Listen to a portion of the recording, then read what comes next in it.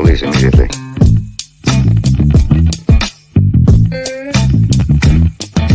I don't get it. I have no idea what you're talking about.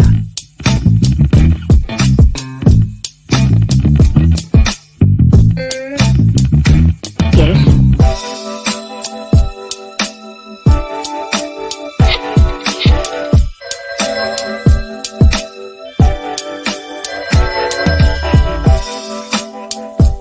Hello?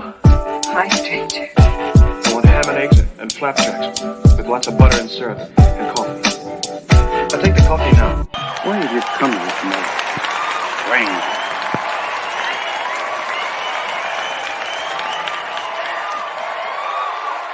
Where's my dough? Good morning, good morning, good morning, good morning. Welcome to Vibes and Stuff Live in the Morning. It's your host, Chuck Allen, with your host, Uncle Freezy, coming to you live June 17th, Friday, TGIF. Thank God it's Friday. Some of you just got paid, can't wait to get home and get your weekend started. But we're here to get your morning started off right. How you doing this morning? Man, I'm good, man. How you doing? Man, I'm doing great. I can't complain. Had a good night. Woke up energized, ready to go. Vibrant ones. How are you doing this morning? Yes, sir. Yes, sir. Yes, sir. Yeah, man. Yeah, man. I'm excited, man. I'm excited about this Friday. I ain't really got nothing planned, but what I will tell you is this, man. I'm still thanking God it's Friday anyway. Yes, sir. You know what I'm saying? You know what I Yes, mean? sir. Yes, sir. Yeah, man. Yes, sir. Yeah, yes, man. sir. Yes, sir. Yeah, man. I'm excited for Friday. I'm excited for the day off. I'm excited about the opportunity to work behind the scenes on some stuff. Chuck, I ain't did nothing for the show yesterday. I ain't going to bro. Vibesters, I ain't did nothing. I'm sorry. But Okay. you know, it is what it is, man. It is what it is. Stuff, you know, things happen, man. Things happen. What you got planned for the weekend? I'm going some places this weekend with a female friend of mine. Then I'm gonna stop by my godfather's house on Sunday. I think they're doing a little cookout for the men in the family that's here in New York. For all the poppies. Yeah. And Yeah, then man. And then once we leave there, I'm gonna go home and be daddy myself. Them. And then that's gonna wrap up my weekend. Yes, sir. Yeah, I ain't gonna hardly do too much nothing, man. You know what I'm saying? Just hang out. That's about it. I ain't doing nothing. Okay. You know what I'm saying? Yeah, man. Sometimes a good weekend is just not doing anything, man. Sometimes it's just relaxing. Yeah. Man, I got this. Man, I had this song in my head, Chuck. I ain't gonna lie to you. I know we got a format that we try to go by, and all of that, and we gonna get to that, man. I just want to get something off my mind, though. Just a little something. First, let me say this though. Vibesters, subscribe to the channel, smash the like button. You know what I'm saying?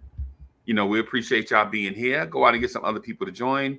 You know what I'm saying? We're trying to do this thing, you know what I'm saying, for our peoples, you know, a different take on the morning shows or whatever. Man, make sure y'all smash that like button. Support your boys. Right? Support your boys.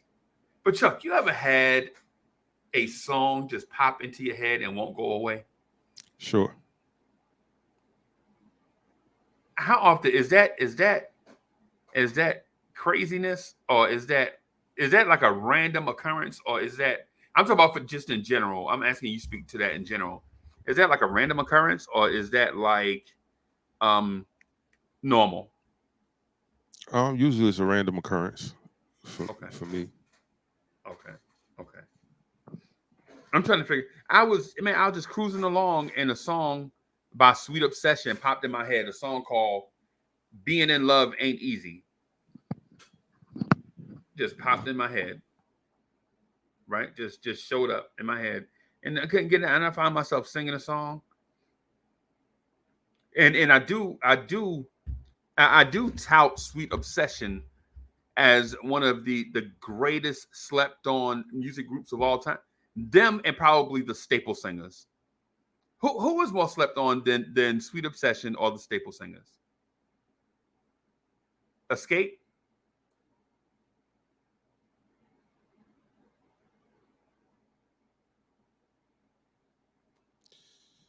I don't think Escape is slept on. Okay. Sweet Obsession. I'm not familiar with them. I don't remember their songs. Okay. I was trying to play it in the background just now to see if it jogged my memory, but as soon as it came on, I was like, nope, don't remember this. Not And I'm looking familiar. at their pictures, and I'm like, how do I not know them? Yeah. Because all of them How do fine. Yeah, three beautiful sisters with voices. Shouldn't that be like any? Oh, let me say something. So I'm listening to the song right now. It's playing in the background, and I was like, wait a minute. I thought Prince sung this song. I thought it was like one of Prince groups. Yeah, yeah, yeah. But yeah, I've definitely heard this song. I didn't realize that they were sisters. Yes. And they should have definitely been in that thing with the Pointer Sisters, Sister Sister Sledge, Sledge. Yeah, and yeah. The Emotions. The yes, Emotions. Yeah, man. The Jones sisters. The Jones girls. The Jones girls, yes. Yeah, yeah, yeah. That's who Escape is. That's who Escape tries to be like. The Jones girls is who Escape tries to be like. You know what I'm saying? Yeah, I mean, you could tell whoever created that group Escape was either a fan of the Jones Girls or whoever did their A&R, or not A&R, but whoever did their management definitely was a Jones Girls fan. Yeah, Um, man. I believe so. Excuse me, I believe so. Hold on. Yeah, man. Yeah, man. Yeah, man. And the song popped in my head. The last time it happened, so it happened to me last week, right? But it wasn't a song that popped into my head. It was a scene from a movie. It was the rap battle from 8 Mile popped into my head. I was just working by myself, and the part where the dude with the wife beater was rapping on stage. Yes. That part that part just popped into my head, man, and I don't know why. But usually I'm more collected than that. You know what I'm saying? I don't distract easily like that. I usually be more in my own world, so to speak, than that. Like I don't stuff just don't random stuff just don't pop in my head and have me drift off. But it happened like twice in the last month. That's why I was asking, is this something random? Or is this like just happens to everybody? I think it happens to everybody. Okay. Okay. Okay. Okay. Yeah, man. It's just, and Vibesters, if it happened to you, let me know. Like, let me know in the comment section, or say something, or holler at me in the chat about that. Because what I want to do is make sure that your man, Uncle Freezy, is not losing it. Nah, man. I don't think you lose it. I believe that that's happened to all of us at some point, man. a few times. Especially when you know how you get in a mode where you focus on a lot of stuff. You have a lot of stuff going on, and you just like focusing on your stuff. Like, say you producing a track, you know what I'm saying? You got, you know what I'm saying, some things going, maybe a certain chord as you want it to fit and it won't, but it gotta fit because it's dope, but it won't. And then you know what I'm saying? Right. And you know what I'm saying? And then all of a sudden, you know what I'm saying, a song pop into your head. You're like, what? why is Mariah Carey's Fantasy in my head? You know what I'm saying? Just randomly. Yeah, man. Yeah, man. Hey, so happy Father's Day to all the fathers out there in the world. You know what I'm saying? All the fathers. You know what I'm saying? All the stepdaddies, all the baby daddies. Yeah. You know what I'm saying? All of y'all, man. Happy Father's Day to y'all. I hope y'all get everything y'all deserve. You know what I'm Yes. saying? This Sunday. I hope y'all get everything y'all deserve, man. Because fathers put in a lot of time and effort being good dads, and sometimes the good ones don't get the things that they deserve. They get stuff like bow ties.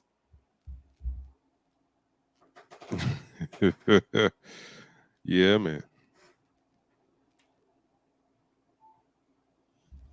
Hey, man. So I did something yesterday. Yes, sir. I created a YouTube channel yesterday, a fourth YouTube channel, All right. and it's slightly successful. So I created a YouTube channel for my dog Benny. Right. Right. So the name of the channel is a pup named Benny. Right. I got a video out there. It's got like a couple of likes or whatever already. Got a couple of views on it, man. What I'm gonna do is occasionally just film him doing some dog stuff, and just put it up there on the joint, man. See if he can get some puppy love. All right. Is that a about to be song? a star? Is that a song, Puppy Love? Yeah. So Yeah. it's Puppy Love. Yeah. Who is It's that? one of those little 90s kids groups. Okay. Sang it. I want to say the Boys, but I might be wrong. The Boys. Yeah, man. Yeah, man. It just popped in my head. Just Puppy Love. Maybe I need a rest because this. Remember, I was just talking to you a few minutes ago about how a song just popped in your head. As soon as I said Puppy Yes. Love, the song Puppy Love just popped into my head. Let me see.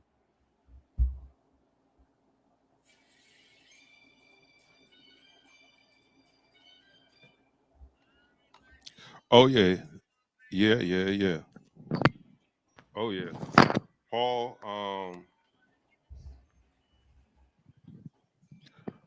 Okay. So we definitely have someone that what is his name? Paul. Paul Anka. Nah, I know who that is, but that's definitely not who I'm thinking.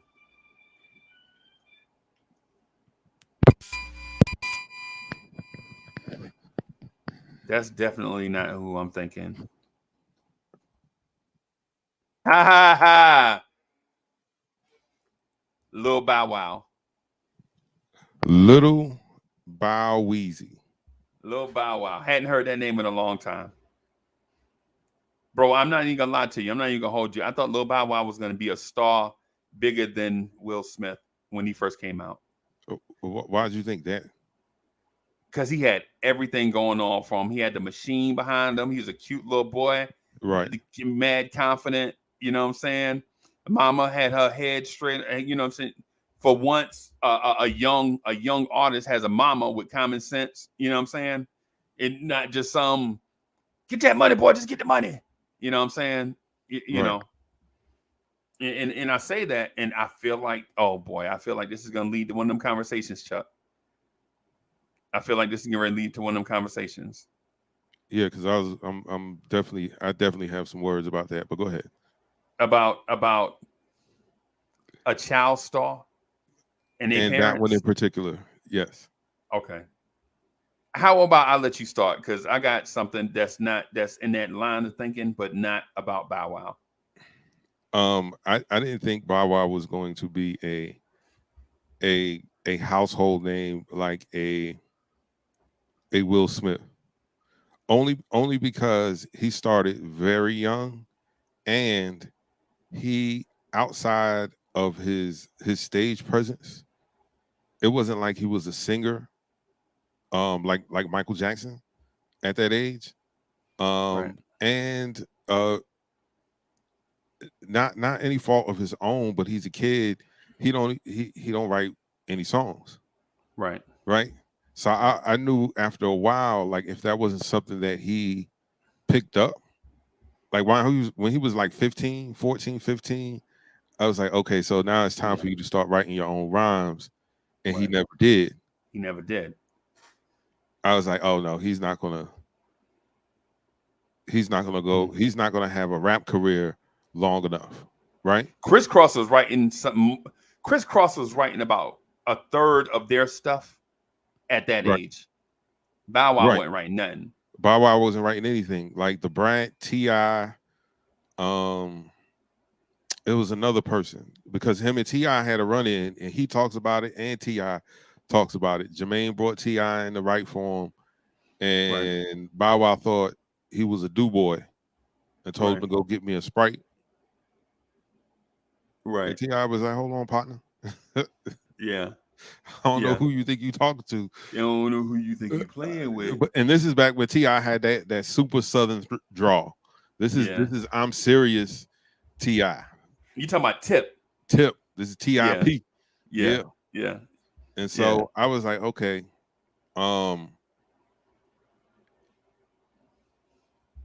he didn't do. They didn't give him a television show. Yep. If he would have had a television show, I would have agreed. I would have agreed with you. I'm like, oh, he's about to be out of here like Will Smith, because it's a difference. Right. All the young stars with television shows, they like Raven Simone, Lil Zane, Little Zane. You remember Lil Zane? Yes. Lil Romeo. Lil Romeo was on a bunch of stuff. Right. He was doing, television shows. Bow Wow was just doing strictly movies that were not original movies. Right. Like these were movies that other people like that had been done before. And I'm like, nah, bro, you can't. I thought him and Kyla Pratt was gonna be something, man. Remember Kyla Pratt? Man, that girl done turned into a fine ass woman. I'm gonna tell you that. I thought she was gonna be. Yeah, I thought she was gonna now. be out of here. But what happened with her? I think with her show, they didn't know because of the writers. And this is Chuck is not trying to be racist, but white people don't know how to write for black teenagers. Their experiences, because if go watch the very first episode of Family Matters and listen to the dialogue and the things that they say. Like Aunt Rachel saying "oy vey," black people don't say that. Yeah, black people don't say that when they're upset or something is stressing them. Oy vey, like get them. Yeah. Okay, clearly y'all got a bunch of Jewish white writers writing for this family, and this is not going to come off authentic. And that's what they did with her. They didn't know how to transition her into womanhood. They made it very clunky. Yes, very clunky. Right. Like all teenagers have the same problems. No, all teenagers have general problems, but they don't all have the same problems. Right. Or they don't arrive at the problem the same way. Right. Like girls wanting to sneak out to see boys. Right. Just because that's something that happens a lot to teenage girls doesn't mean that they arrive at that moment the same way. Like, for instance, some girls are awkward. You know what I'm saying? Like Chuck, you remember like some 13-year-old girls that you were like around or whatever.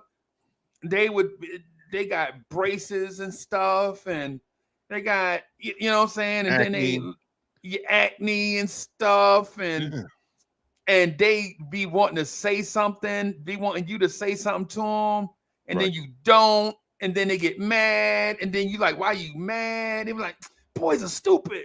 You like all kind of weird. You remember that, man? Yeah, man. Yeah. So and so everybody don't arrive at the same place the same way. Everybody don't take the same life paths to the same problems and issues. Exactly.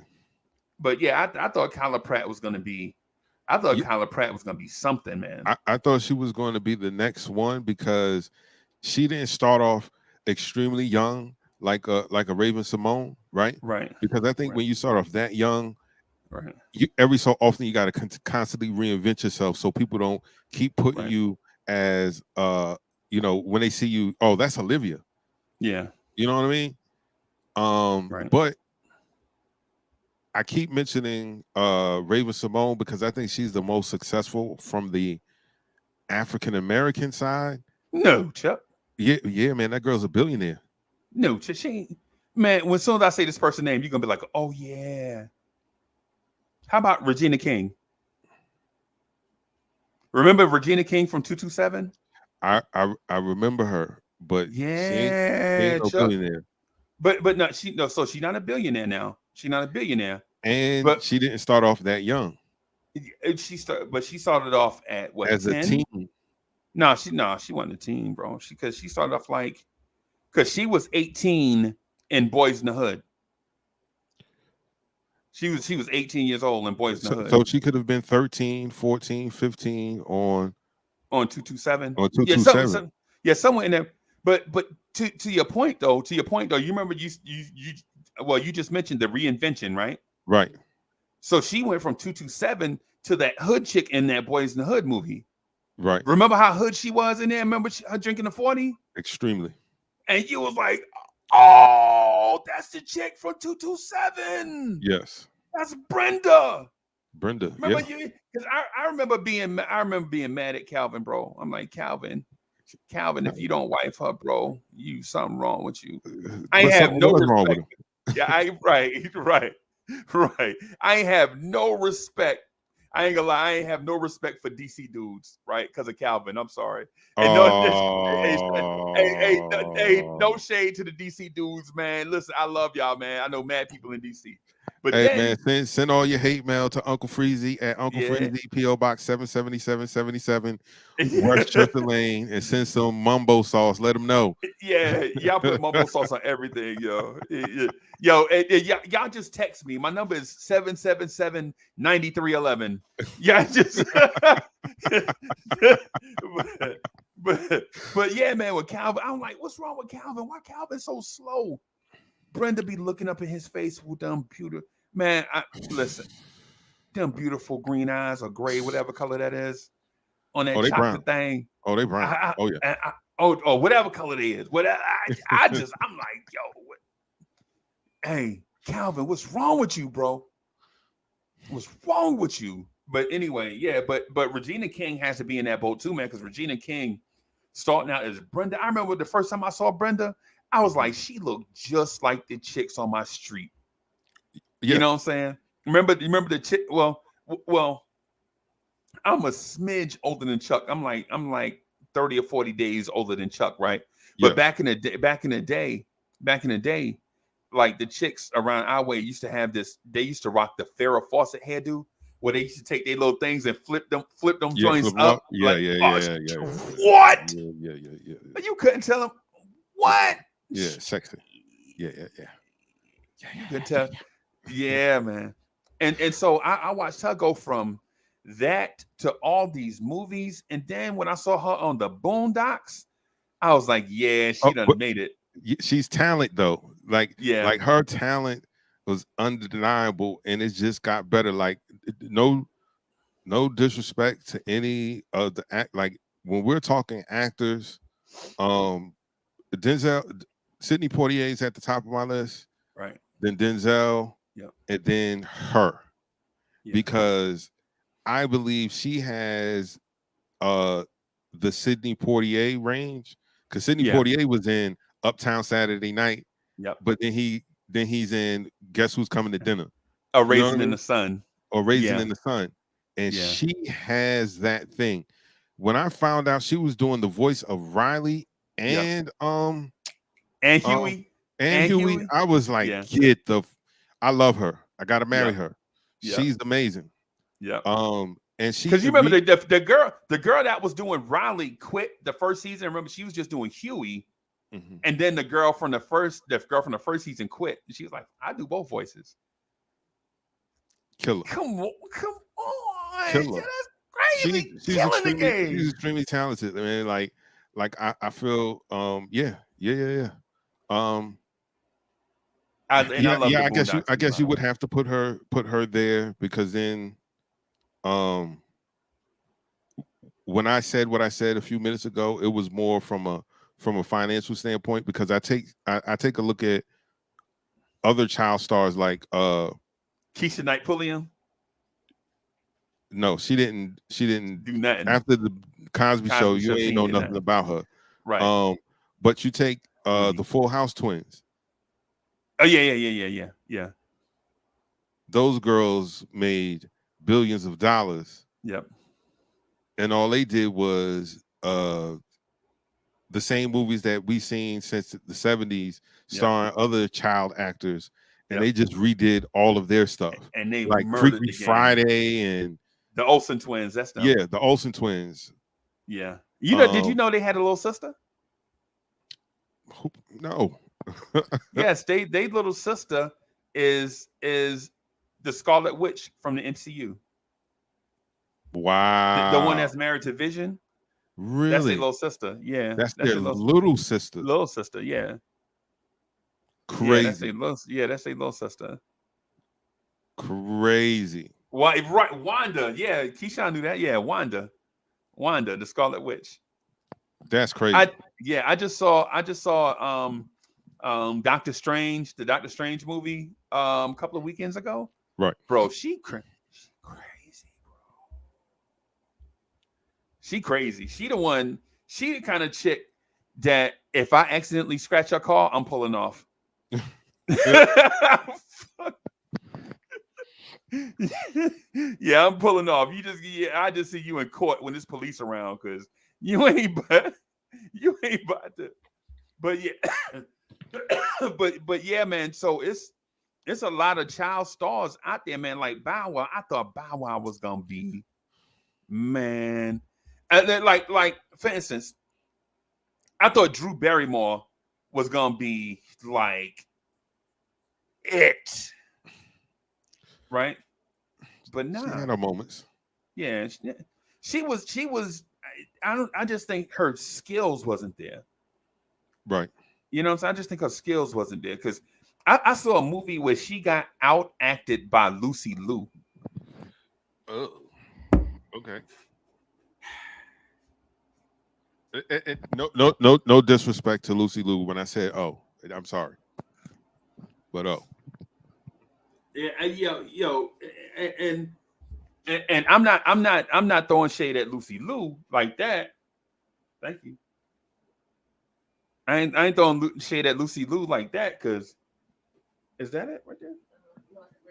Okay, and no shade at Lucy Liu, because hey, Lucy Liu, you know what I'm saying? But man, right, you would expect somebody with the track record of Drew Barrymore. I'll give you an example. I'll tell you where she was funny. A movie she was funny at. The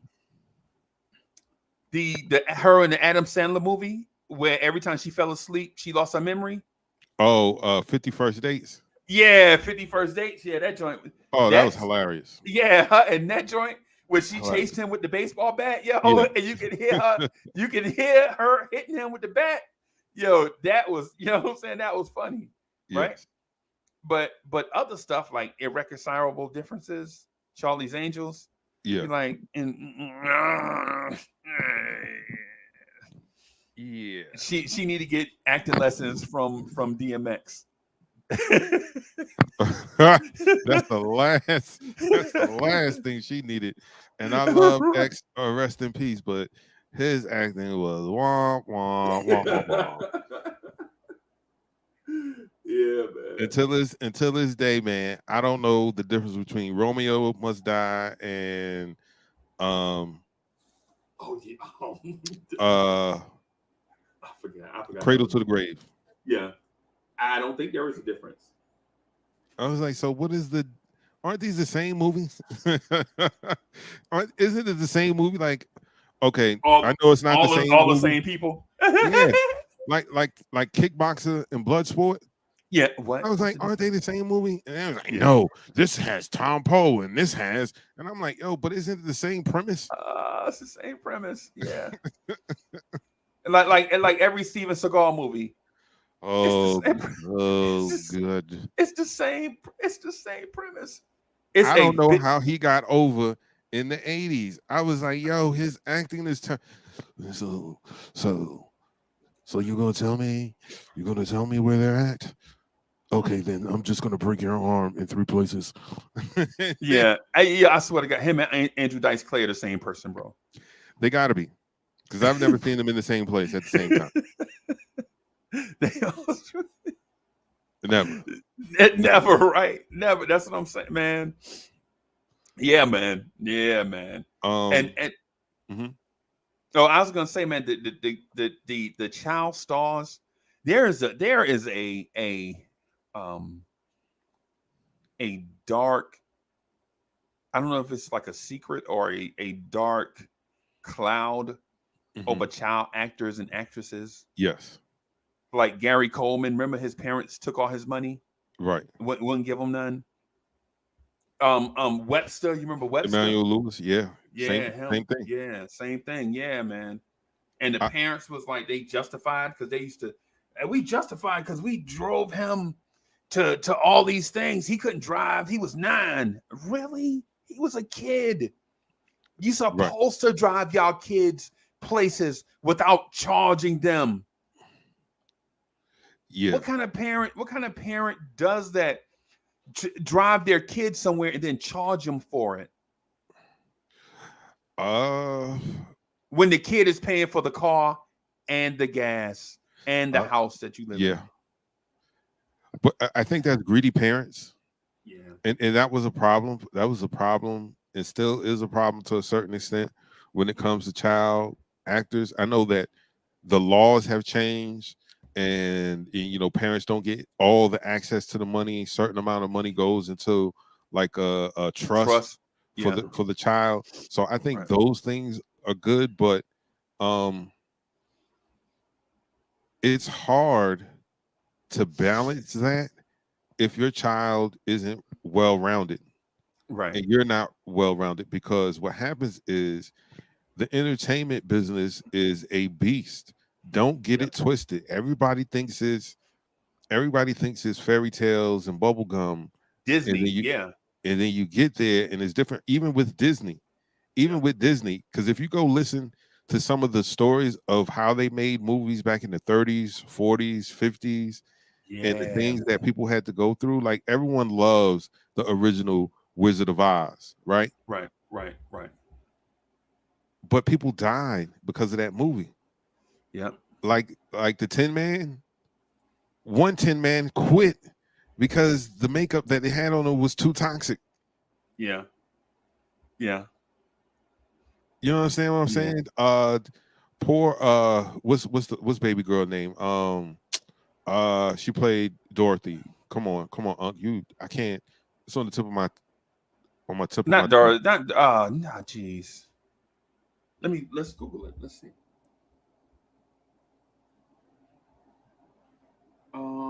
What's her name? Who played Dorothy in The Wizard of Oz original? Julie Garland. Julie Garland. That's her. As soon as you said her name, I was like, yep, that's her. Yep. Right. So um think go watch the real deal about that movie and what happened to all of the actors. They were abused. And so when you Yeah. go in thinking like, yo, man, this is going to be great, and you find out it's not, Right. um, like the two Coreys, like they were really big in the 80s. You thought they were going to Very be big. Yeah. some of the greatest stars ever, and it never happened for them because they got swallowed up by the beast. Yeah. Too much pressure. I think Corey Haim killed herself, right? Yes. Yeah, man. Too much pressure. That was sad too because I ain't gonna lie to you, bro. When I saw when I saw was it License to Drive? I think that's Yeah. License to Drive, is License it to right? Drive. Yeah. That was the last movie they did together, right? I think so. Yeah. I think. For a Yeah, while. and my man, something happened, and he's just like, yo, this River Phoenix. Oh, another Remember- great. actor died before his time. A young actor, yeah, man. Yep. All those young actors, man. It's too much pressure, man. Hollywood put on you, and no doubt it's the adults using their influence, Right. so to speak, and pushing that influence on the kid. Right. Absolutely. And I think that's why certain child actors bowed out after a certain amount of time, and they was like, "Nah, man, I'm cool." Because what's the little young white girl, man? She was so good in everything. I was like, "Oh man, when she get older, she's gonna be up there with Meryl Streep." Dakota Fanning. Yeah. Yeah. Yeah. Um, as a child dramatic actress, I was like, "What the? Who is this kid?" Was she in the Interview with a Vampire? Was that the little girl? No. That was Kirsten Dunst. That was Kirsten Dunst. Okay. Um, she was in War of the Worlds with Tom Cruise. She played the daughter. She was the little Yeah. girl from Man on Fire. Yeah, that's her. Yeah, that's right. Yes. Yes. Yep. Um, and she's got so many, Screen roles. credits. Yeah, Right. she's got a lot of screen credits. She got a lot of movies that she's been in, and Quiet as Kept, she was the scene stealer for a minute. When she got on camera, and I was like, She wait, man. definitely stole some scenes in Heat. No, that's not her. That's No. that's the girl from Star Wars. Yeah. Oh jeez, what's her name? We just saw her in something. We saw her in Heat, and then we saw her in something else. Damn, my short-term memory is bad, bro. Hold on. Yeah, man. And you don't puff give like I do. So what's going on? I don't know. Oh no. You since you're vegan, only thing you can put in your diet is some more carrots. I think carrots is good for memory.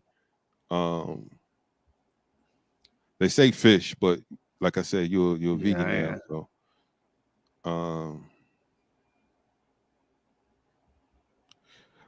wait a minute. Natalie Corey Portman. That's her. Natalie Portman. Okay. Natalie Portman. That's her. Corey killed himself because he was in love with Charlie Sheen. Come on, man. I heard that. I heard that though. I heard that too. I heard that back in the day. I heard that somebody, a man, did something to him, and then I didn't want to get into all the details because I don't want to slander somebody's name if it's inaccurate, right? But I heard somebody did something to him, somebody abused him. That I right? can believe. And then he started using. He couldn't cope with it because he couldn't tell nobody, so he started using drugs. Right. To deal. So it was like a big snowball thing, man. It's just. And you could see after a while that was the thing, that he was on drugs and he was running from something, because he was the straight faced kid, and all of a sudden, like, yo, what's going on with him? Why is he looking? Yeah, man. Like, he was amazing in Lucas. I love that movie. I still watch that movie to this day. What is Lucas about? The little nerd kid who's in love with the head cheerleader or whatever, and he's trying to get her attention. So he joins like the football team and all kinds of stuff, and he ends up getting murdered. Really? Yeah, not murdered, not killed, but like trampled. Yeah, by the football team. Yeah. Okay. Like it was when that movie came out, like 86, 87, something like that. Yeah. Hey, I'll have to check that movie out too. But you know who's another guy you thought was going to be a star? Oh, okay. Yeah.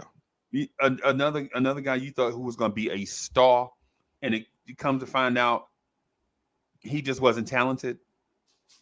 Macaulay Culkin. When you first saw Home Alone? Yeah. The cute kid? Yeah. Yeah. But as he grew up, he still looked Yeah. he was like 25 and still looked like he was 6. Yeah. And that kind of hurt. That will hurt you. The the movie industry, the television industry, the film industry will typecast you real quick. Yeah. Or if they feel like, oh well, you're not good enough to pull off this, so we're not Right. even going to consider you. And I think that's how a lot of people fell off. Right. Even I wanna say her name. Hold on, let me look up her movie real quick because I want to say her name because she was so dope in that movie. And she was where's her name? Okay, Natalie Desselle Reed. Um, she was in Baps. She played she was in How to Be a Oh, you talking Player. about Big Girl. Yes. Okay. She was in Eve's television show. Yeah. And I was like, yo, she's super duper talented. Why is she getting opportunities every once in a while? Like they're just Yeah. too far and in between. I thought she was incredibly dope, and RIP to her. Yeah. Um She passed away? yeah, man. Wow. Yeah, man. Wow. I did Um not know that. and I want to say it was either before or around the time Chadwick Boseman passed away. Wow. Wow. Yeah. Um but yeah, man, that's how it goes. Like even you, again, when I was talking about how you had to reinvent yourself, think about Kim Fields Yeah. as Tootie. Yeah.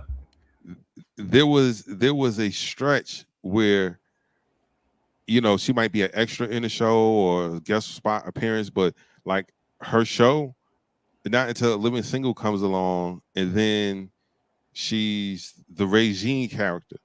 Yeah. Like so, when people talk about Kim Fields now, it's more or less the Regine character and not Tootie from the Facts of Life. Yeah. You know what I mean? Right. Uh, Alfonso Rivera Yeah. never got The an tap dance opportunity. kid? Yeah, he never Yeah. got an opportunity to make that transition Nah. to show that I got something else. Every time people, oh no, you're Carlton. Yep. No, we don't need a Carlton in here. Or my man from the Jamie Foxx show. Um, Um, I don't know his real name. I should have looked it up before I said anything. But is it Penhughes or maybe that was his on I the think show? so. Braxton Penhughes. I know he Yeah. has a real name. Yeah. To the actor, I salute to you, sir. No disrespect to you. I should have done a little more research, but yeah, man, he got typecast, and that happens to a lot of people. Yeah. Even Jaleel White, I thought he could Yeah. have done more, but he had played Urkel so long And so well. and so well. It was like, do you remember when Magic Johnson had his like celebrity basketball tournament thing? Christopher B. Duncan, that's his name. Yeah, I remember. Urkel stole the show. Remember Yeah, he was. that? Yeah, it was like, yo, he's nice. Yeah. And so they started making that a part of the show. Now he's, starting to be cool because he's on the basketball team and he's da da da da da. Yeah. And so I thought he could have, but he played that so well, and the that show became so goofy Right. that He it kind of carried the show too. yeah, it kind of stuck. Like everybody kind of got stuck from that show because um even Eddie Winslow's character, what's his real name? Oh, Darius he was. McCrae. What was he doing there? What did the show need with him? What? Say that again. What did the show need with Eddie Winslow Jr.? Every show had. If you think about all the shows that were on that little block with them, like that came on that like 8 o'clock to 10 o'clock block, you know, the You're right. Step by Steps and all that. All these shows were written by Step white by people, step. right? Yeah, I forgot about that. And then Step by Step had a character called Cody, that was the nephew, that was a little slow. Yeah. So they have a Little Eddie Winslow awkward. character, little awkward, little slow. Right. Even if you think about it, Theo Huxtable was at some point the slow brother. Like he couldn't figure it out, right? So Right. I think that was a thing. You put one of these guys in there, and then after a while, they kind of reinvented his character, and then here comes Waldo, Geraldo, Faldo, which is absolutely ridiculous. No one in the history of life would ever be named that. Yeah. And then he became the airhead. Me and him went to school together, Chuck, by the way. Get out of here. Yeah. Me, him, and a dude y'all might know named Akon. Akon for a little bit. I didn't know him to be talented like that. Wow. Yeah, he was there for a short minute, went to school with us, and we was all like, you know what I'm saying, whatever. And then I left, I moved away. And then all of a sudden, dudes get on TV and stuff. You're like, why didn't you pick Uncle Freezy to be Theo? It would have worked. It would have definitely worked. No. Why wouldn't it work? Because you have 3 brown skinned kids and then 2 very light skinned kids. So you would have worked. You would have worked. Yeah. I don't know. I probably would have looked more like Theo's. I probably would have been. I could have been Cliff's brother. You remember Cliff's pops on there, the old man? Oh yeah, his pops. Yeah. Was light. Remember? Yeah, right. His pops was light. Yeah, man. Shout out to Jersey City, man. A lot of talent in Jersey City. Yeah. Nah, I haven't checked out the new Bel Air show yet, Keyshawn. I've heard good things about it. I'm one of those people where I have to get the original out of my system. So I don't go in comparing and holding it to a standard that it may not reach. Right. I want to go in it with fresh eyes, fresh ears, and appreciate it for what it is. Because I don't like them touching original shows and movies and stuff like that. I cringe. Like LeBron wanted to do Space Jams again. I'm like, bro, man. For the record, Space Jam was a terrible movie, but it was star-studded. Yes, you know what I'm saying. But it was star-studded, so you can get over the bad acting and goofiness because you got Bugs Bunny and Michael Jordan on the same screen, right? Yes. But then the next Space Jam, you're like, oh, okay, I don't know if I can deal with this, but bruh, I'm here to tell you, you can't. LeBron James is a genius because my thinking is, and I'm not trying to get off the topic, but my thinking is Space Jam was a movie not meant to win an Oscar, but to murder the merchandise sales, bro. Because right now, you can't go nowhere in South Carolina and not see Space Jam stuff. Right. Nowhere, bro. In South Carolina, nowhere. But you got to move Space Jam stuff out the way to get to other stuff in South Carolina. Now, I don't know if it's like that in any other places, you know what I'm saying, on God's green earth, but I know if you go to a Target or a Sam's Club or a Walmart or anything, you tripping over lunch boxes, book bags, pencils, cups, hats, shirts. LeBron James is, hey, man, LeBron James is a smart cat, bro. You know what I'm saying? Yeah. LeBron James is a very, very smart cat. And I don't know what that has to do with Lil Bow Wow acting career, but what I'm getting at is this. LeBron James is not a dumb jock. How about that? I'll put it that way. No, he wasn't a dumb jock before he came into the league. Ever. Yeah. Like he had his stuff together from day one. Right. I'm Right. building like he had aspiration and dreams bigger than basketball, and Right. I'm gonna just use basketball as the coal to fuel or fire what I'm trying to do. Well, He you know, can't. LeBron does fit in this conversation then. Yeah, he was 18 or just a few months turning 18 when he joined the league. Yeah, so you can put him there. I remember as a ninth grader, and this is a long time ago, but I heard LeBron James's name as a ninth grader. They were like, they don't know if he's going to be the point guard for the Lakers, center fielder for the Yankees. Mhm. Think about that, center fielder for the Yankees or quarterback for the Dallas Cowboys. Is how they were talking about LeBron James as a ninth grader. Tremendous talent, man. Yeah. You're like, wow. And I'm like, back then, as soon as I heard the name LeBron, I was like, yeah, he hood. His mama hood. His name LeBron. Yeah, he hood.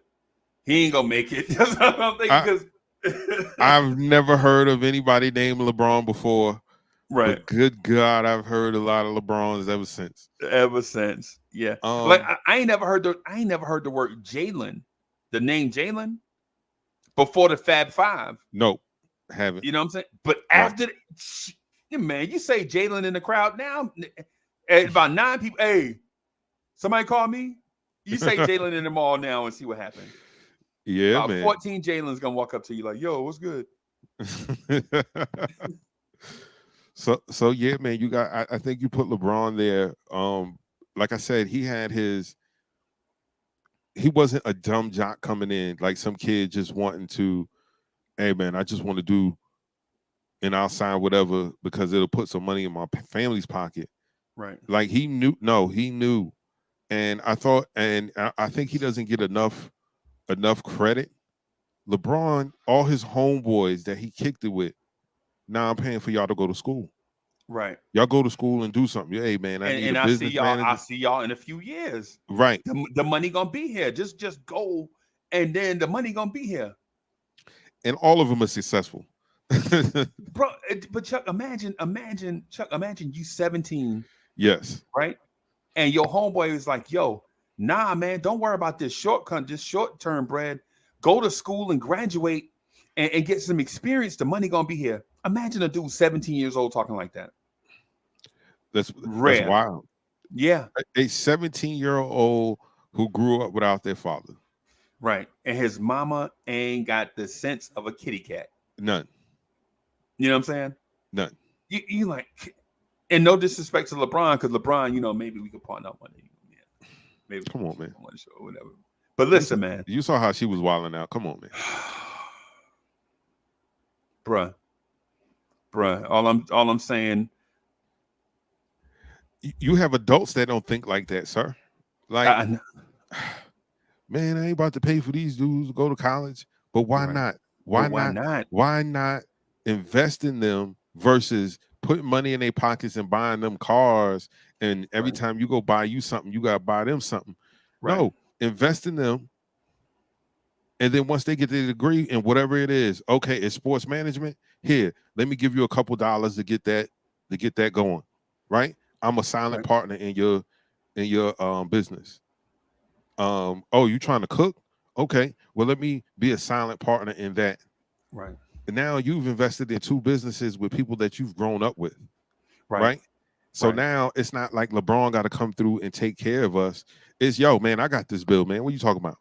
Right. And the thing is in a reverse vicarious way, he invested in them, but now they're at a stage where they can invest in LeBron, right? With their talents and experiences Right, and influence. You know what I'm saying? right. And so yeah, man. So it's one of those situations where um the adults could have botched it up because Yes, LeBron tells the story about Reebok coming sitting in his kitchen when he was in 12th grade. right. And think about how dirty the game is. Reebok is sitting in your kitchen in the projects, Yeah, and you a 12th grader, yeah, right? And the dude wrote a check for $10 million and put it on the table, right? And LeBron turned it down because he was like, "Nah, man, I'm good." And LeBron didn't tell them why. Excuse me, but LeBron was thinking, as a 12th grader, if Reebok is willing to come to the hood and hmm offer me a check in the project and come to the hood in the projects upstairs, offer me $10 million in this apartment, imagine what Nike is going to offer me, right? yeah, And Nike offered him $94 million. yeah. Oh, I'm sorry, they offered him $50 million, and LeBron turned it down, and they came back with $94 million. You know what I'm saying? And this dude is 17. Remember, LeBron James is a young. How you know how people in your age range, like some people be young and you know how you when you graduate from high school, some people still be 17. You're like, dang, you still 17? Yeah, You know, they birthday be during the summertime or something. right. Yeah, yeah, man. Um, so I had yeah, like no, she got him a Hummer. She wasn't driving one. She bought him a Hummer for his graduation. And that was a big deal. Like, oh, where she from the projects? Where she get money to buy a Hummer and put rims on it for her son's graduation? I said everybody in that town knew exactly what this kid was getting ready to do. Yep. It was not a secret that he was going straight to the league. And guess what? She ain't had to pay for a daggone thing. They was like, hey, here you go. Yep. Here you go. Yep. Take that. Because that's I what don't. happened. Yeah. I don't think they. Ain't no way. Ain't no way that somebody was going to charge LeBron James for a $60,000 vehicle when you can get into a $600,000 relationship with LeBron James. You could get that every year over however long your relationship lasts. Right. You think just LeBron James getting picked number one overall by Cleveland and coming to my car spot, coming to my dealership and signing autographs was worth that Hummer. Absolutely. You know what I'm saying? And why people like a Hummer? No, you don't look at it like nowadays. Look at it as back then. Right. You know, he from Dayton, right? Dayton, Ohio. Yep.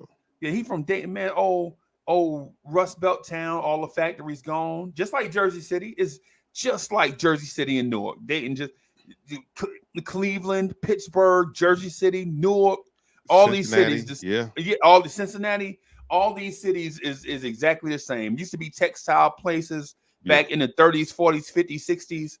Factories leave in the 80s, and they just Gary, Indiana. Yeah. All of them places, all of them Pontiac, Michigan. Yep, all of them just the same, man. All of them the same.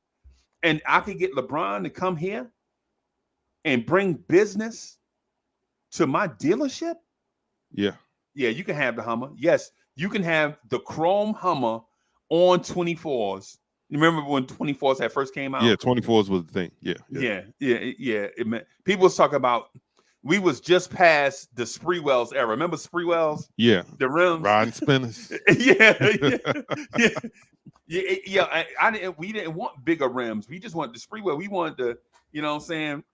But anyway. Car stop wheels keep spinning. Yeah. Yeah, yeah, yeah, yeah, man. And so yeah, man, that's major. That's major, man. But these child stars, bro, you hate to see like a child star come like I give you another child star, Hannah Montana, right? Yeah, Um Miley Cyrus. Yeah, Miley Cyrus, right? The most adorable thing when Hannah Montana first started coming on Disney, right? right. And the older she got, you realize, hey, she she a little grown, ain't it? Yeah, she, she,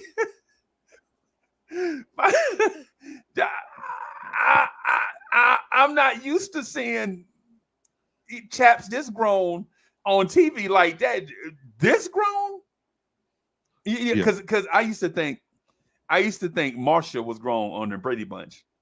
Marsha used to come downstairs and swing her hands. Mm, I'm like, damn, Marsha grown as hell, mm. ain't it? You know what I'm saying? But that's just how we talk, y'all. I mean, down here we either you grown, you fast, you hot in the tail, or if you're a boy, you mannish.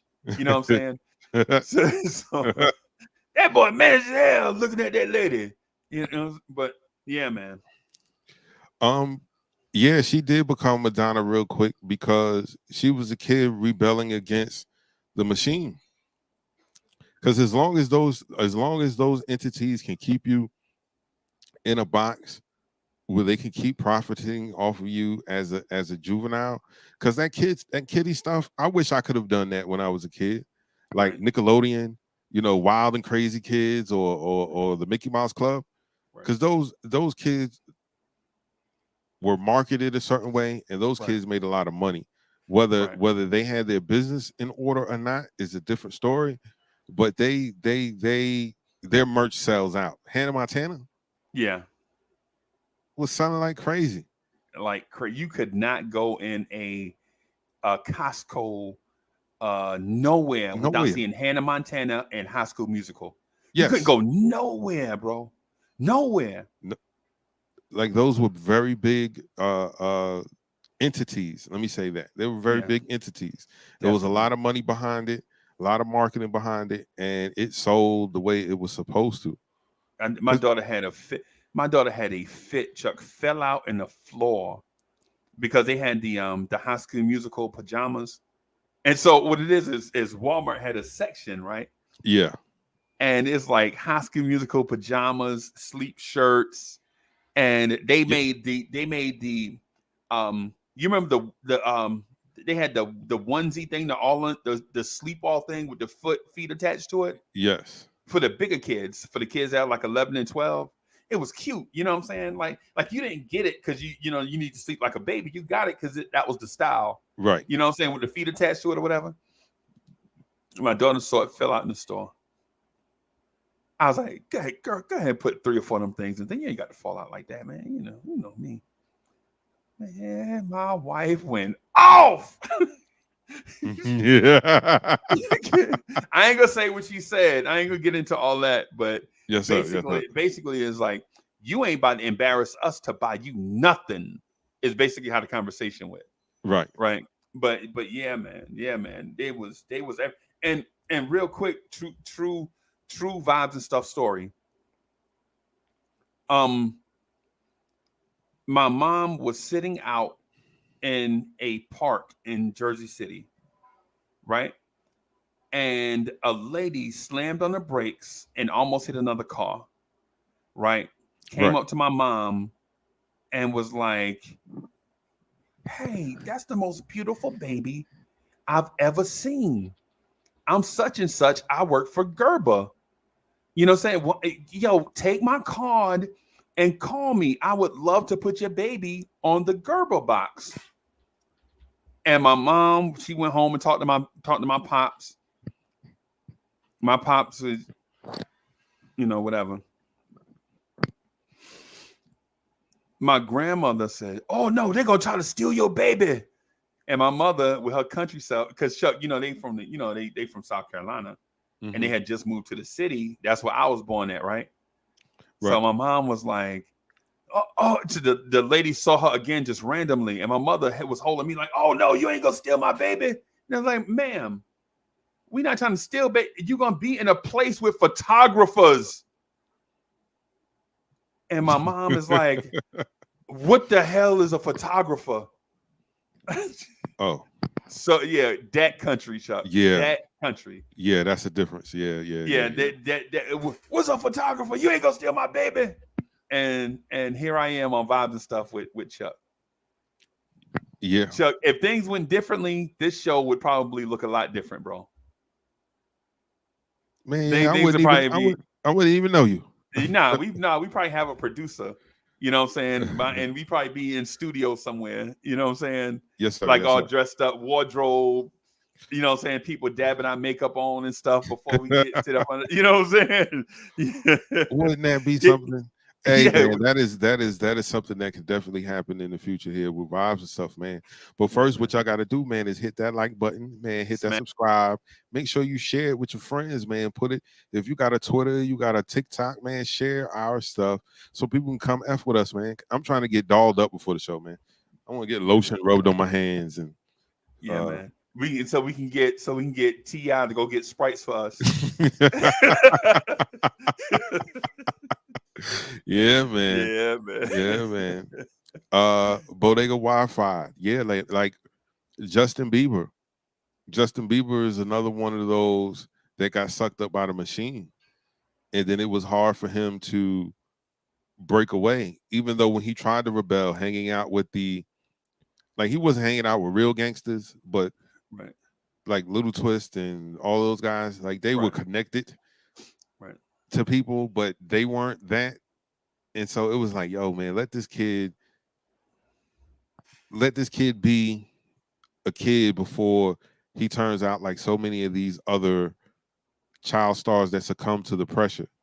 Right. It's hard being a kid when your every move is being scrutinized. Right. Oh, he should know better than that. He's 17 years old. He should know better than that. Yeah.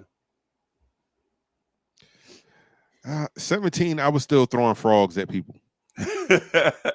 That's and laughing. Yes. And laughing. That's okay. Quick little story. So, you know, down south when it rains, 3 things come out for sure. Yep. Worms. Yep. And frogs. Night crawlers. Yeah. Right. So if you fish, you out there got your bucket, you picking them up off the ground, throwing them in your bucket, and a bunch of frogs, right? Right. We're dumb kids. It rained real hard, so we're practicing in the gym, and no one really cares about practicing in the gym. It ain't like being out on the field. This is football. So we doing like a 7-on-7 in the gym, and it's whack. In sneakers, yeah, it's whack. So it was like light drizzling, and up the hill going towards the football field, you see a bunch of frogs, man, hopping. So this is what we did: a gym full of teenage boys. We're having a frog fight, throwing frogs at each other, right? And so coach is like, you know what? It's lightning out there. Y'all take them helmets off. Y'all can get ready to go home, right? Right. So everybody has a frog. As we're coming out the locker room, the coach's office is like right here. You got to pass it on the. So everybody has frogs, and we just beam them with frogs. The coaches, we hit the coaches with frogs. Right. And I mean, this is going to sound a way. And as a kid, we didn't necessarily look at it wrong. Oh, we had to fight them in. Oh, we fought. Oh, we fought. Like they ain't punched us like seriously, like in the face. But like older brother fighting. Yeah. Punch you in the shoulder, in the chest, or grab you in the sleeper hole or whatever. Yeah. Like they would, So at 17, I was very immature.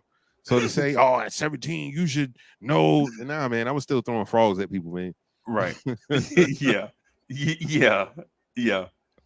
And Chuck, guess what? And I hate to bust your bubble, right? I hate to bust your bubble. But you are not the only 17-year-old that behaved that way. I'm sorry, man. If this is breaking news, I apologize.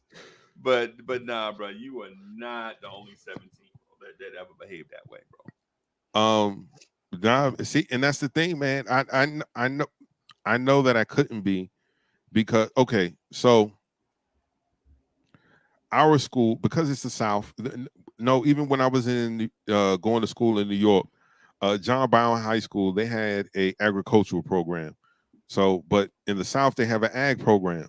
Like Yep. you could do shop, you could do ag, you could do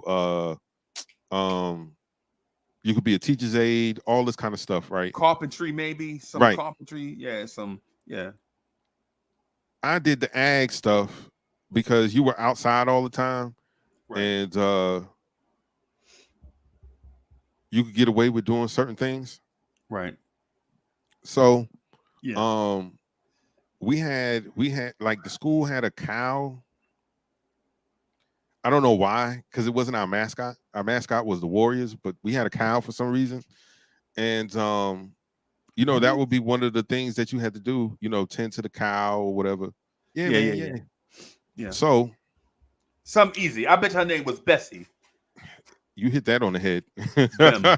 you hit that on the head. Yeah, that was everybody who had a cow. Everybody who had something, they had the cow name was Betsy. Bessie. Right. And I'm sorry, people from New York that want to say Bessie. Mm-hmm. No, down south, her name was Bessie. Bessie.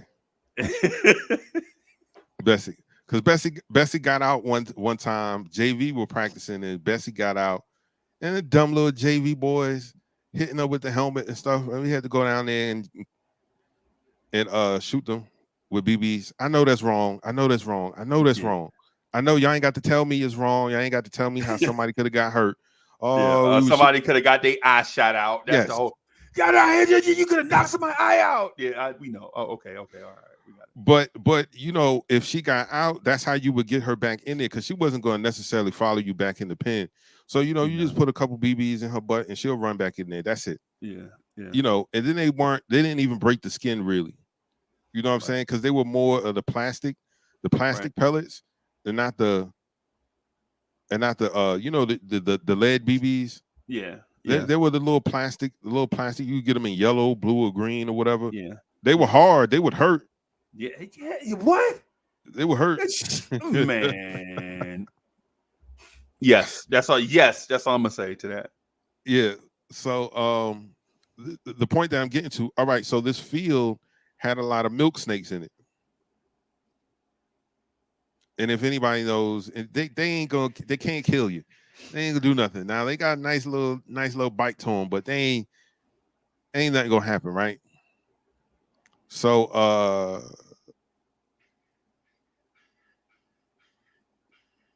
someone thought it would be funny to put a couple milk snakes in boxes and wrap them up and put them on the teacher's desk.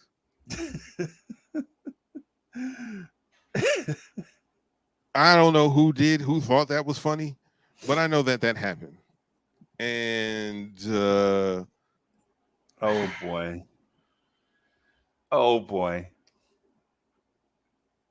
Yeah. let's just say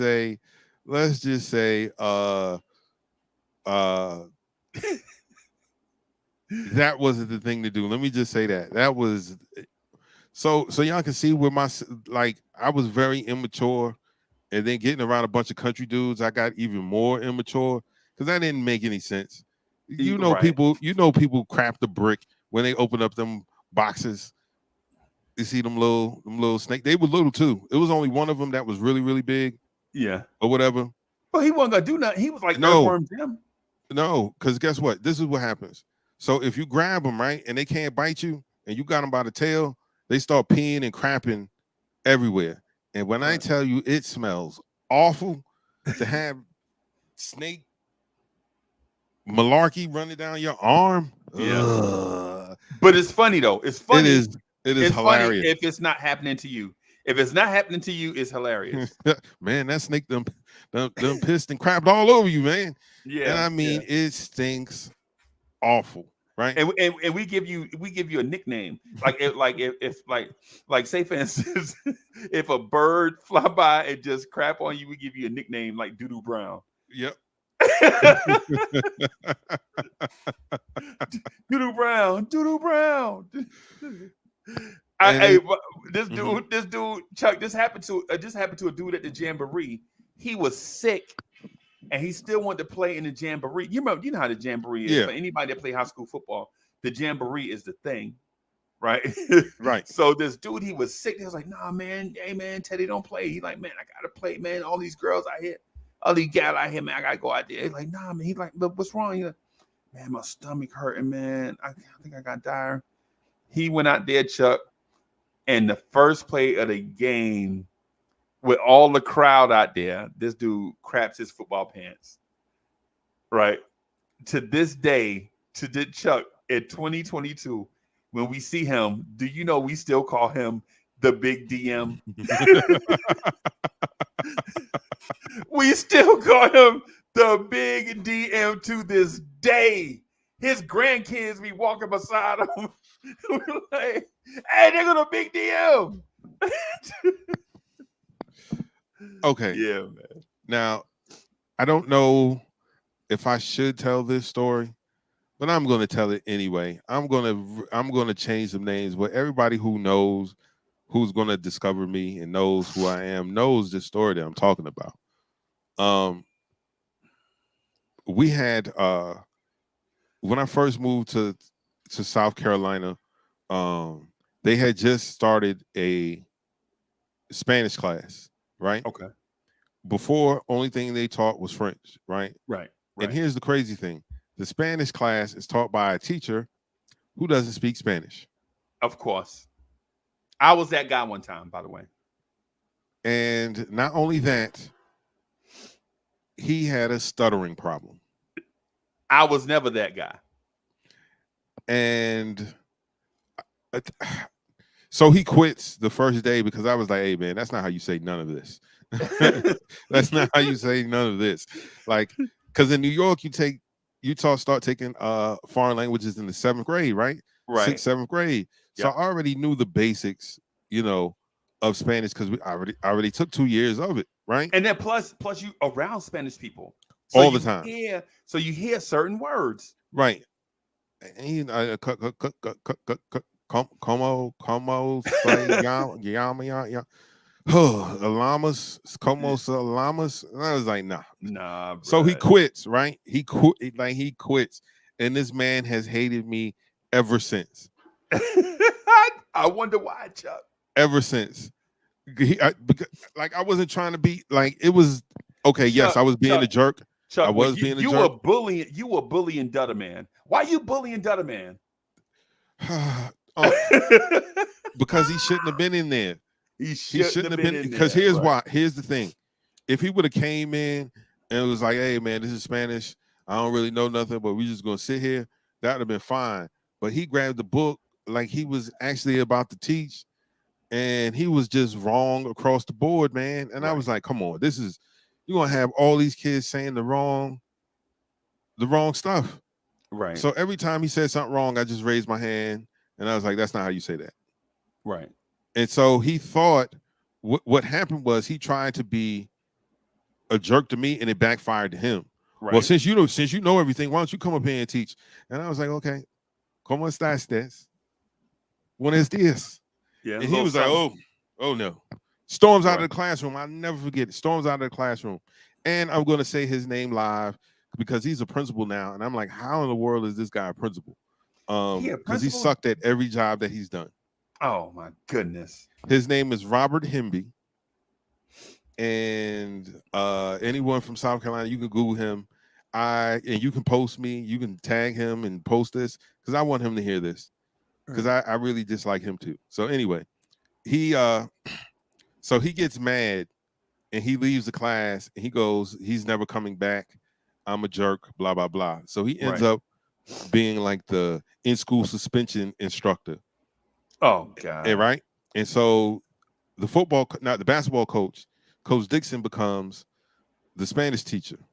Extremely long story short, Coach Dixon is with the he's like, yo, man, I don't know no Spanish. We ain't gonna pretend like we know some Spanish. We gonna keep this door closed. Right. Don't ask me to go nowhere because you ain't going nowhere. Yep. And he would bring movies and we'll watch movies. So one day, him and the PE teacher, Miss Fogel. Miss Pam. Nah, Miss Fogel's a sweetheart, man. She's amazing. I don't mind saying her name because she didn't do anything wrong. Right. We're thinking about planning a trip, and he was like, well, where can we go? You know what I'm saying? All right, the Museum of Natural History in Columbia, right? Right. Nice place. So nice place. We got 2 buses. We're going, and halfway there, not even halfway there, we just had got on 20. Or was that 26? 26. 26. 26 is a mother, by the way. 26 is a. I wish we just got on 26 off of, right there. We called it 26 right there in outside of Orangeburg, right off of 601. Catch 26, going, and then halfway through, he's like, "Man, the buses pull on the side of the road." He get off. He go to the front bus, talk to her, come back. He said, "All right, do y'all want to go to the museum or do y'all want to go to the mall?" The mall, sir. What kind of question is that? Like, are you kidding me? Yo, we're going to the mall. So that's what we do. 10 o'clock in the morning, we're at the mall, right? Right. We're having a good time, and we have a homeboy with us, man. Like, he's our boy. Now, granted, he's not as, his family isn't as, I don't want to call them poor. I really don't. Okay. But they ain't really have a lot, right? Okay. So he was always the homeboy that we looked out for. Right. Because one, he was always appreciative and humble. Right. And he was never the type, like, you know how you'll go buy somebody something? Well, dang, why you ain't get me a Big Mac too? Yeah. Because you ain't got no Big Mac money. You getting a cheeseburger. You getting a cheeseburger. So he was always our dude, right? Right. He's our dude. Matter of fact, he was our center on the football team. He's the center. Okay. So we all like showed him love, and so we're walking, we're laughing and joking, and I mean he's ripping them. And I mean every time he ripped one, I mean we spread out, right? Right. And then he rips one, and it kind of sounds funny, It was like, it sounded a little too wet. So, but we ain't, you know what I'm saying? We in the mall, we walking around the mall. He was like, he dipped out, right? Gone. So, we're standing by one of the kiosks, like waiting for this dude, like, man, come on. Hey, yo, G, go in there and see what's going on with Smoke, man. We call him Smoke because he was extremely dark skinned. Yeah, right. So, yeah. So we was like, man, go see what's going on with Smoke. Man, he came running out the bathroom. He was like, yo, man, Smoke crapped all over himself, man. I was like, stop lying, man. Oh, no. Come on, Uncle man. Freezy. I don't know if he had a stomach virus or you know how diarrhea will hit you anywhere though. Sir. But it was everywhere, man. It was like his butt had a firecracker, and we walked in the bathroom. It was doo-doo all on the sink, on the knobs. It splashed up on the mirror. I'm like, yo, did you turn your ass towards the mirror? Like, what? And as much as we want to laugh, it's just so disgusting, and it smells horrible because it smells sour and stink at the same time. I'm like, oh God. Man, this white dude walked in the bathroom. He was like, oh, hell no. Right. It was probably like a crime scene in there. He said, oh, hell no. And so, like, oh, man, I hate to be graphic, but he got it all on his socks. It's done run down in his shoes. And it's like, and so he's at the sink, like pumping soap on the clothes and trying to wash the Trying to wash clothes it. Yeah, yeah. and then drying with the hand dryer. And I was like, nah, man. So we looked at, he's our boy. He's our boy. Like we Right. really rock with him. Right. Hey, man, everybody give up. Yeah, this is way before social media and cell phones, bodega Wi-Fi. Way before then. Right. Right. And so everybody give up $2, man. So my man can Yeah, get so some we clothes. went and bought some sweatpants. All right, so everybody on the trip ended up giving $1 or $2 or something like that, right? Right. So we were able to get him a pack of socks, a pack of drawers, Right. some skippies. You know, the skippies that were tied together with the little string, with some the little easy plastic walkers thing. or something. Yeah, little canvas joints. They were like $10 or whatever. Right. So we got him some clothes, and here's the crazy thing. And this made me the next day, that night, go in my closet and just get all the stuff that I didn't wear anymore and give them to him. Right. Because he got the doodoo clothes in a trash bag. Right. And I was like, man, he got to take them. He's trying to take them home and wash them. Because he ain't got nothing else to put on. Because he ain't got nothing else. Yep. And I was like, so of course we boys, we get our jokes off, right? We get our jokes off. But as soon as it seemed like he was about to cry, we kind of ease off of it. You're like, all right. So we about to get on the bus. And I remember Coach Dixon standing up. He said, hey, y'all done laugh enough. Right. It's an hour ride back back down to town. Yep. Let it go. Yep.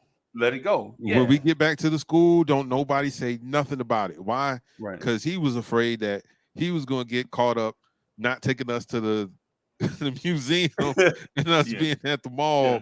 And then he too, because everybody loves smoke. Everybody loves smoke, man. Right. So it's like, okay, cool. Right. I told you this is before social media. This is before cell phones. Right.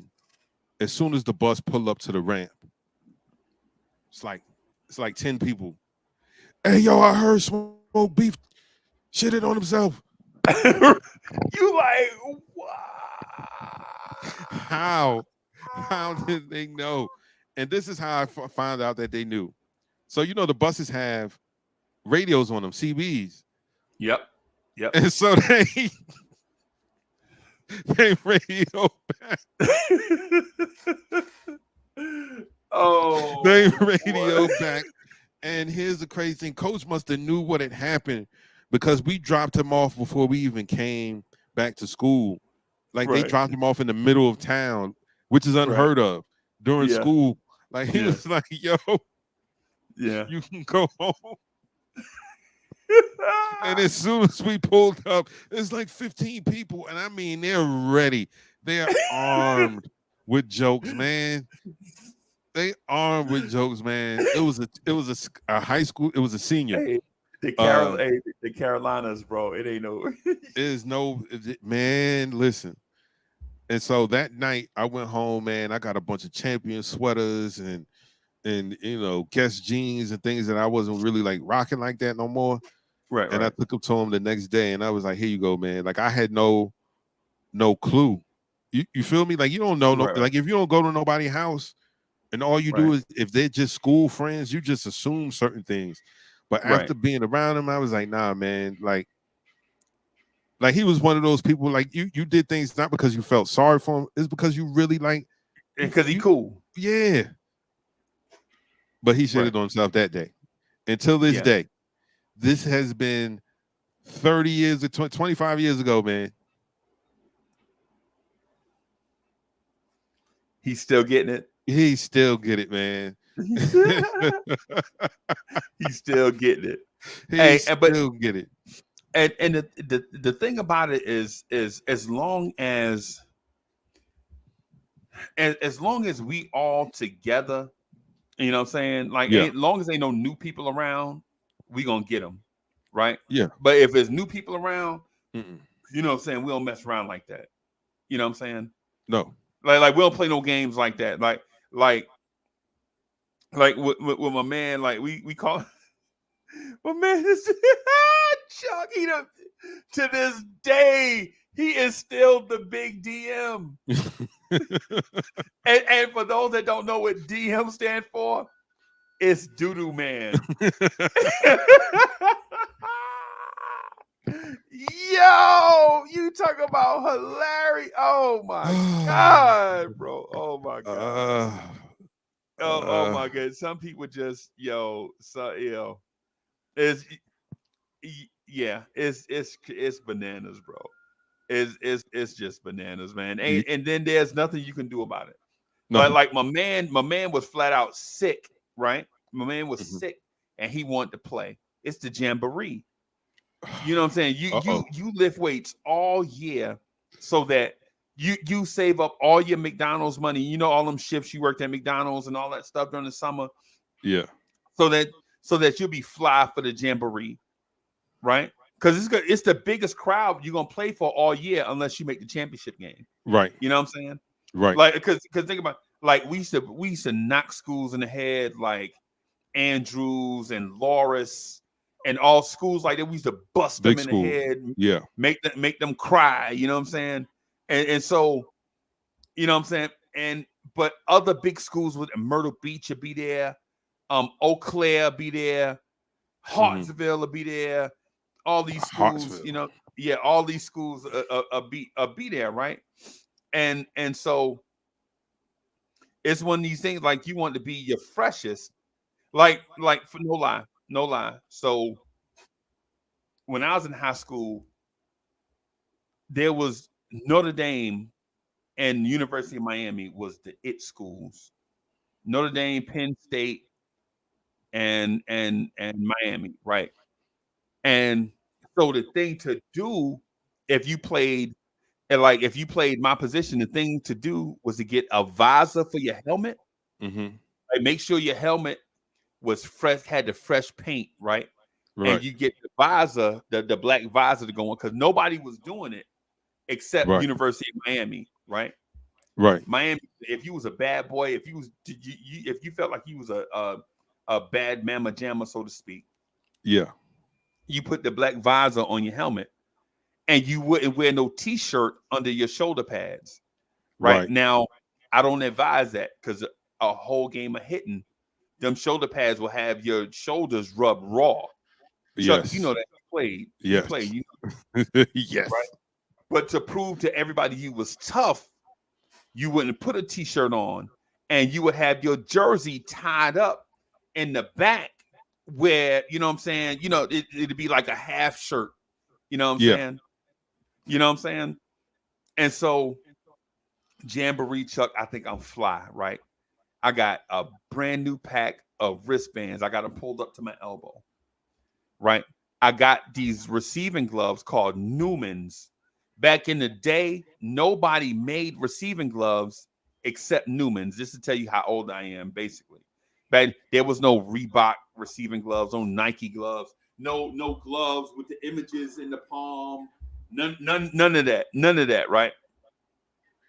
I went to a school called Mayo, the black and gold, got a whole lot of soul, right?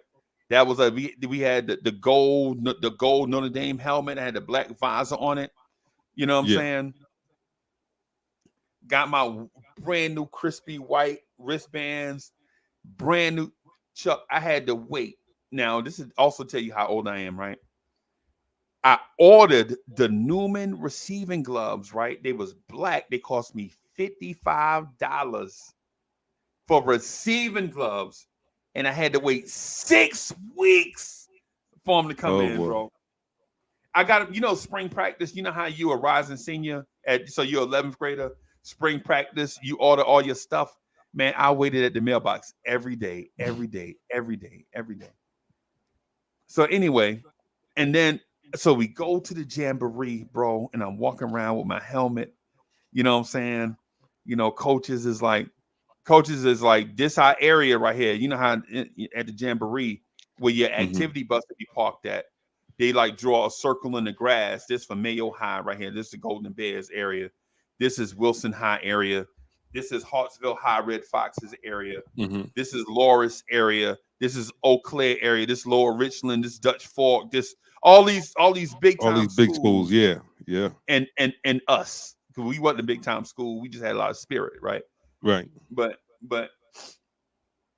we get there, and I got my stuff on, and I ain't a nobody. I wasn't a nobody in high school. High school football, I wasn't really nobody, but I played like I wanted people to think I was, though, because on the thing that you give to the other team where it lists height and weight, like your name, your height, your weight, your position, all that stuff. They had me listed as Coach. He's Uncle Freezy is 6'5", 200 pounds. Actually, I was more like 6'3", almost 6'4", 158. Right. Right. So think about a human being 6'4", 158. Think about how that person looked. Like an ink pen, basically. But when I put them pads on, I got my shoulder pads from a dude that played guard, right? He had graduated the year before me, right? Right. He played guard. What I did was I got one of the big neck rolls. Remember neck rolls? Yeah. Remember when dudes used to wear neck rolls? So I got one of the big neck rolls. Huh? The scariest dudes had the big neck rolls. You like, oh. Yeah. Yeah. So I got the big neck roll with the diaper on the back. You know how it's got like the thin thing and then the roll that go on it. I got that. I got my jersey pulled over that. So now I look massive. Oh yeah. The thing say 200 pounds. Now I'm actually looking like I'm about 240, but I'm actually 158. Right? Got the jersey tied. So they looking at me. I'm walking around like this. And I got like the smallest waist to anybody in the whole thing. And that's because that's actually me. Right. And so I'm walking by. I can hear people be like, oh my God, look at number 40. I can hear this in my, you know what I'm saying? I'm like, yeah, I'm about to go knock people out. Chuck, I'm 158, 6'4", 158, right? That's like if you say if you average height like 5'8", then imagine if you were 5'8", about 112 pounds. That's what I would look like to you, right? Without the stuff on. So they announced the Mayo Golden Bears. We run on the field, all the kickoff happening, all the stuff. This school named Andrews has this running back that's going to the University of South Carolina. Right, this is like 1980 something. He going to the University of South Carolina. Right. They run this play called Buck Sweep, and what it is, for those that don't know what Buck Sweep is both guards pull right to one side, right, and they clear out like they have a fullback. They run it, so it's a bob play basically. It's a back on back, a running back blocks a linebacker. The guards clean up everything else. Well, guess who was the everything else? Me. So I dodged they guards, right? And as soon as I take because the guard is like at my feet. As soon as I get back up to the running back is like right here. And Chuck, that dude runs me over, Chuck. It sounds like a school bus running over a bicycle. Oh yeah. Right? I hold onto his leg for a little bit. He shake loose and run like 85 yards for a touchdown. Right? I'm laying on the ground. I'm looking up in the sky. It's afternoon. And I'm thinking, like, man, my moment in the sun is over already. Just that fast. I was somebody, and then now I'm a nobody. That fast, right? But the thing about it is, Soulfinger so damn dumb, bro. Soulfinger is a damn fool. Soulfinger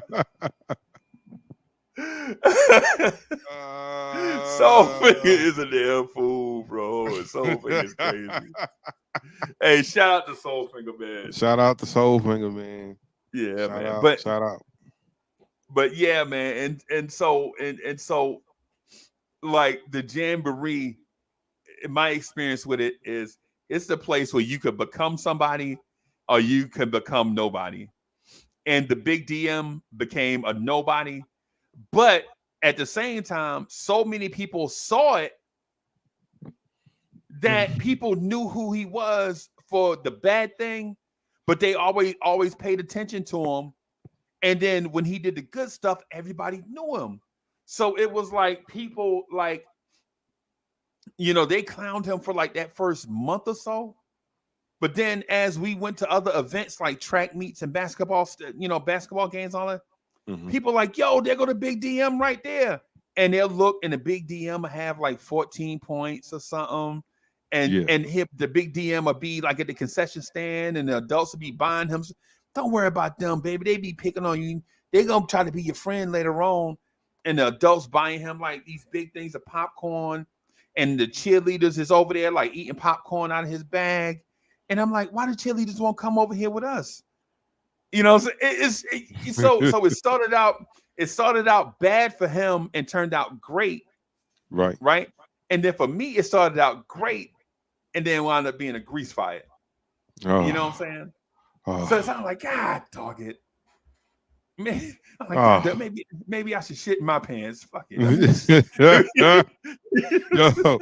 Yo, doing it on yourself is the worst, man. It is. Yeah. It is. But I'm not gonna lie. It's just funny in public settings. I'm sorry.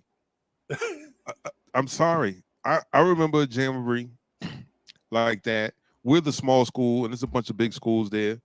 Your Lakeviews, your Johnsonvilles, Lakeview Gators. Islands. We lost to them. They won the state championship, and we lost to them 14-12. Because our kicker couldn't kick. God dog it, Lakeview Gators. I'm sorry, Chuck. My bad. We had no business being out there with them schools, man. Like none. But they couldn't stop us. They couldn't stop us because we ran the wing T. Yeah, and the wing T. Everybody on our squad was fast as I don't know what, man. Everybody. Y'all probably have no size, but none. Y'all run the wing T to a T. To a T. Yep. Our fullback, both of our wing backs averaged 1,000 yards every season. Yep. So what buck sweep is. As soon as I said buck sweep, he's like, yep, I know what that is. I know. Everybody who run the wing T run the buck sweep. Can you imagine Chuck being the tight end? And the only reason I was the tight end, the only reason I'm the tight end is because I could pull and I could run with the running backs. Right. And I can get out there and block. Right. You know what I'm saying? Throw the ball to me. Yeah, y'all wasn't gonna throw the ball nowhere in the wing T. No. You wasn't gonna throw the ball. And I'm like, yo, why are we running this, yo? I'm gonna run 15 yards for nothing. He ain't throwing the ball for nothing. For nothing. And that would be the talk in the barbershop. The coach would be like, hey, we might throw the football Friday. And that'll be the talk of the town for the whole. Okay, so I'm gonna throw Chuck under the bus right now. So our coach did say that in the barbershop because they were getting on him. Because you know, right. When you're in a small town and the coach lives in the town, like they talk to him. Hey, coach, man, y'all need to throw the ball some. Yeah, they keep stacking the box. Yeah, but for some reason we could out. Okay, so we had, if I had to break it down like this, we had a running back that was like Barry Sanders. I mean, he could juke, shake, and once he hit, he was gone. Gone. Yep. The other running back was more like Terrell Davis. You give him a seam, he hit it, it's over. He ain't had no shake and juke moves. He just flat out outran you. Right. And both of those guys. But if he have no seam, he wasn't gonna do nothing. Nope. Right. Nope. Right. At the very least, what he would do is reverse that back the other side of the field because everybody done slanted to this side, and he'll reverse back and hit that sideline and be good. We like to call it the cutback. Yeah, he hit that cutback lane. Yeah, well, because everybody will wash one way, and he'll just cut back and then go back the other way. right? Yep. Yep. Because ain't nothing over there but the weak side corner. And all if he get out of the weak side corner, he gone. And he a big dude. He a big country dude with big shoulders. Yeah. Them corners on the island by themselves ain't wanted to see no Peebo. Peebo truck them all, right? So we're playing. Oh no, it's not. Is it Lakeview? I can't remember because in the Jamboree, it's just a bunch of schools, right? A bunch of schools, yeah. And so the running back, and ain't nobody trying to murder nobody. Everybody just trying to show off what they've been doing all summer. All summer, that's it, right? Yeah, that's it. And so our running back, the one that I say is like Barry Sanders, yo, he used to have a killer spin move, man. Like he would hit him and then spin. Oh man, that thing would look so beautiful. But the coach kept telling him, "Hey man, you need to stay lower. Right. When you spin, you coming up too high. Your coach is old school. Because your coach is old. Your coach old school. Right. So, we styling on them. We styling on this team. Like we ain't supposed to be up. We up by like four touchdowns. In the Jamboree? Yeah. Okay. Yeah. We scored on the first play. The first play was Sweet Right for 80 yards. Buck Sweet. And then the second play was Sweet Left for 70 yards. Right. So yeah, man, we was just running all over them, right? And so they were pissed off. Right. And and the running back Reggie, he's shaking and juking, and he went to shake and juke and spin. Man, that strong safety came down. Oh, boy. Guess what? He held on to the ball. It was still the first down. He came running to the huddle, and we're in the huddle. And Gene is making the call. He was like, "All right, man, we're gonna go 137 wham, giving it to the fullback up the middle, right?" And I'm like, everybody's like, "What the fuck is that? What is that smell?" Yeah. And with his country voice, man, I ain't even gonna lie, man. That boy knocked the donkey out me. He said donkey. I said donkey. The donkey. He knocked the donkey out me. I said, wait a minute. Yeah. And then as you in the huddle, you could see the lumps in his tights, and I was like, oh. Wait a minute, Chuck. What color football pants y'all wore, bro? Please tell me y'all wore black pants. Blue and gold. No, blue and gold. So the pants are gold. The pants are gold. Y'all went to Loris? No. Okay. All right. You ain't got to tell me. You ain't got to. I don't want to know. I ain't want to, because I thought Loris wore red, white, and blue. No. If I remember right, we were blue and gold, man. Blue and gold. Okay. We were the same. As a matter of fact, we were the same colors as Lakeview, and I remember that game at that Jamboree. We was going back and forth about who was the real blue and gold, and we put it on. We put it on them country white boys. Sorry, and that's not me trying to be racist, but they were country white boys, man. Like pulling plows with their backs and shit. They were huge. They were huge. I ain't never met a bunch of corn-fed boys like that before, man. Right. And they wasn't fast. They did when we played. They wasn't fast, but if they ever got their hands on you, the play was over. Man. That's what they would say. They were like, "Hey, you got to outrun them because they not fast. But if they ever get their hand to play over, they could tackle. That's what they, you know what I'm saying? And they would block all day, all night. Yes, bruh. Yes. Strong. So I got my first taste. This is my first time playing tight end, right? I really wanted to run the ball, but I ain't really had the coordination for it. Let me just keep it a bean. So but I could block, and I could get out and get the linebacker or the safety. If the safety come out, I was fast enough to get out there and block them, right? And reach block. And reach block is what we used to call it. So like chip a lineman and then get out there and get somebody on the second level. Yeah. I could do that. I could do that with ease. So I was mostly blocking.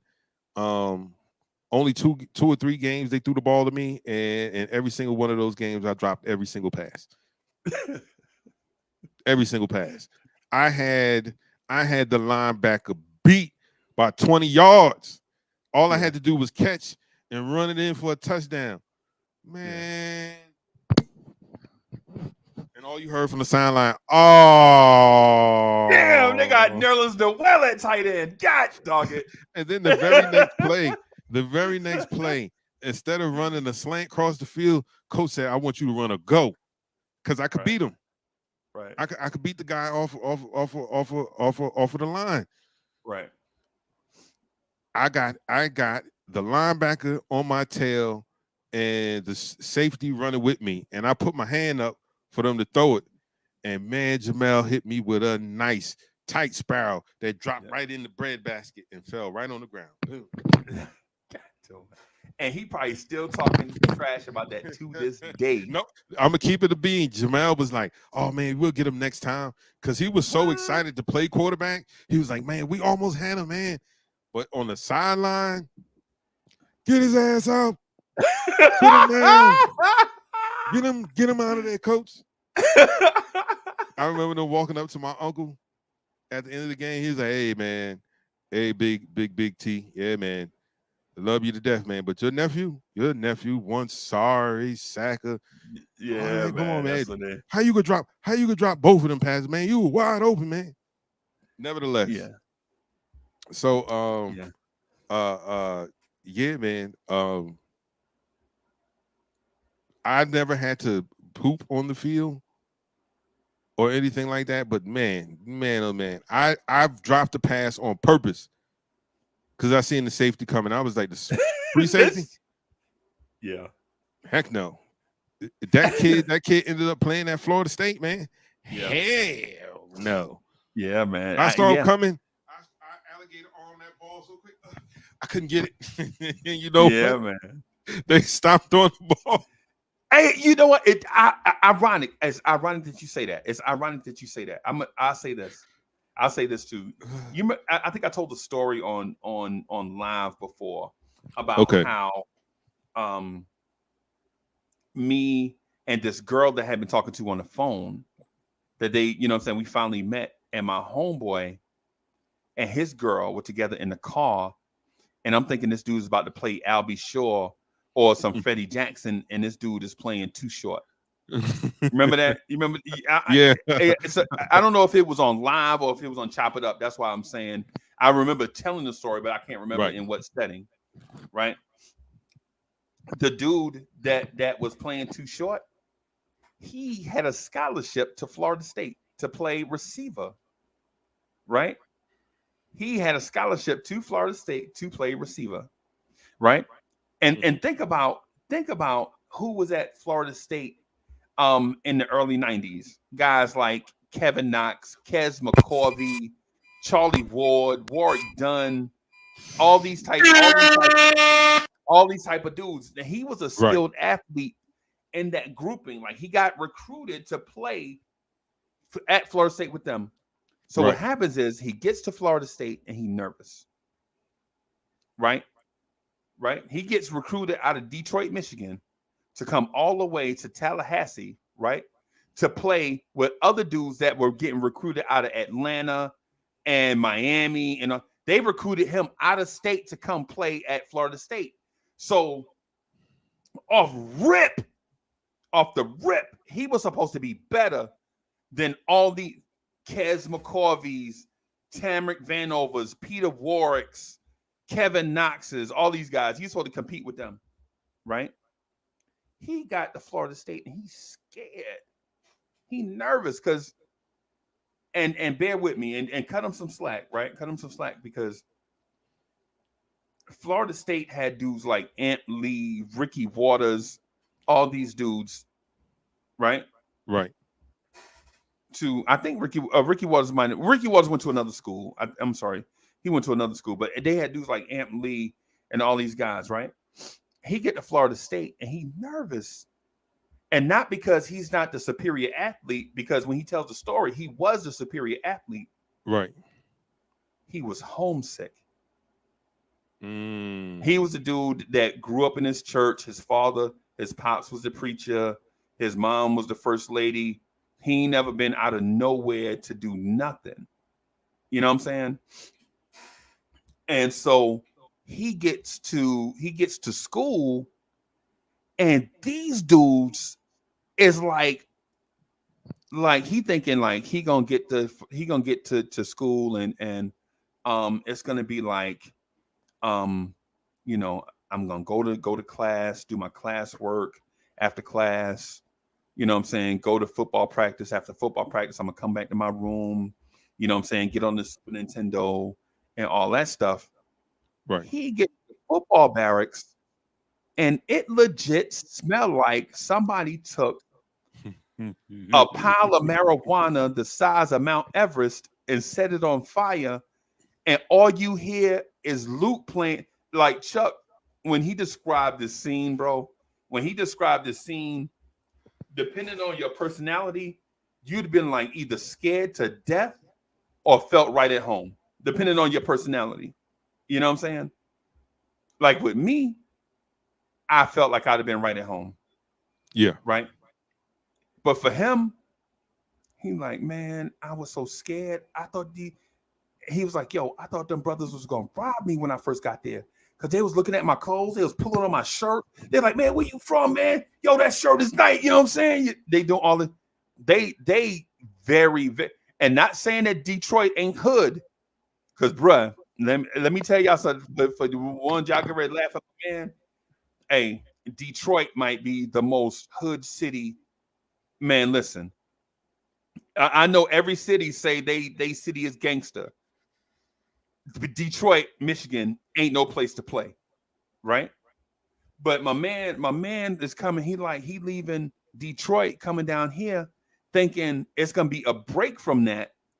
Like they sending him there because they think it's gonna be, yo, get him out of Detroit. We don't want to see him. We don't want nothing bad to happen to him. He go down to Tallahassee. It is hood on top of hood, right?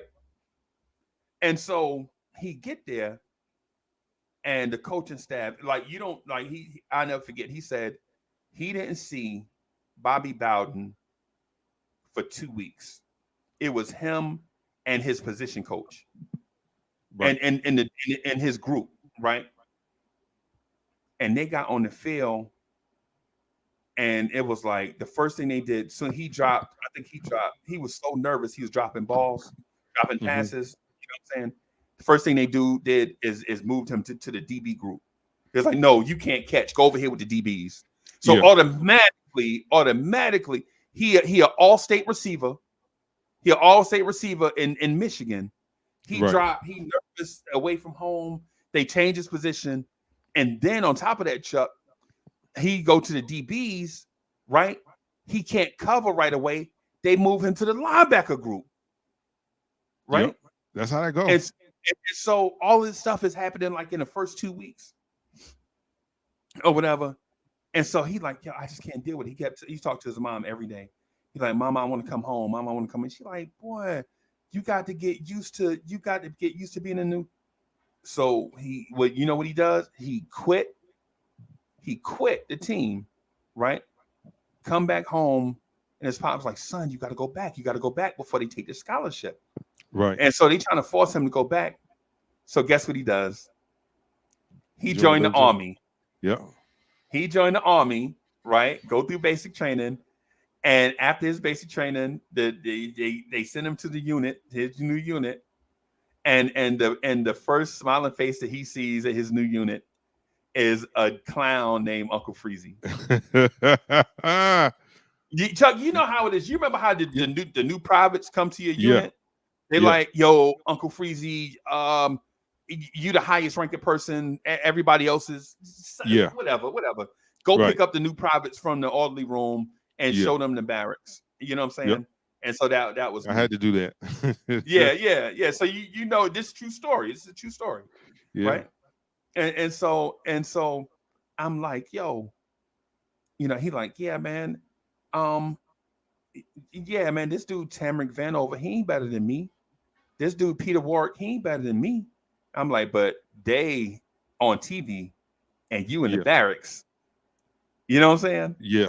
And you know what I'm saying? So, but anyway, that's a true story. Never, because I never up until that point, I had never been around a high school player that good at football. Now, afterwards, I met a dude named Brian Scott. He was an all SEC receiver for the University of South Carolina. And Orlando Hudson, a guy that I'm gonna probably bring on the show eventually. Orlando Hudson is a good friend of mine. He is a Gold Glove second baseman.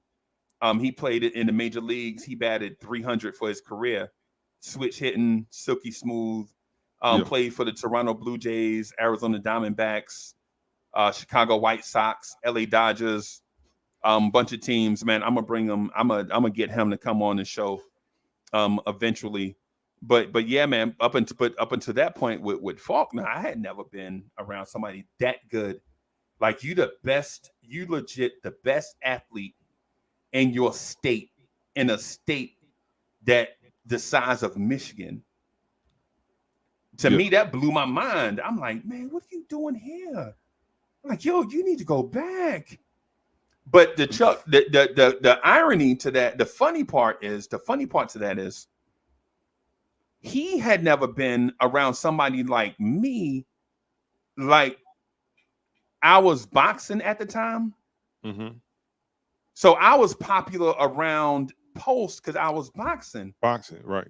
Yeah, and so he was blown away. He was like, yo, I got to go with you. We got to give you a nickname. He was like the person enamored.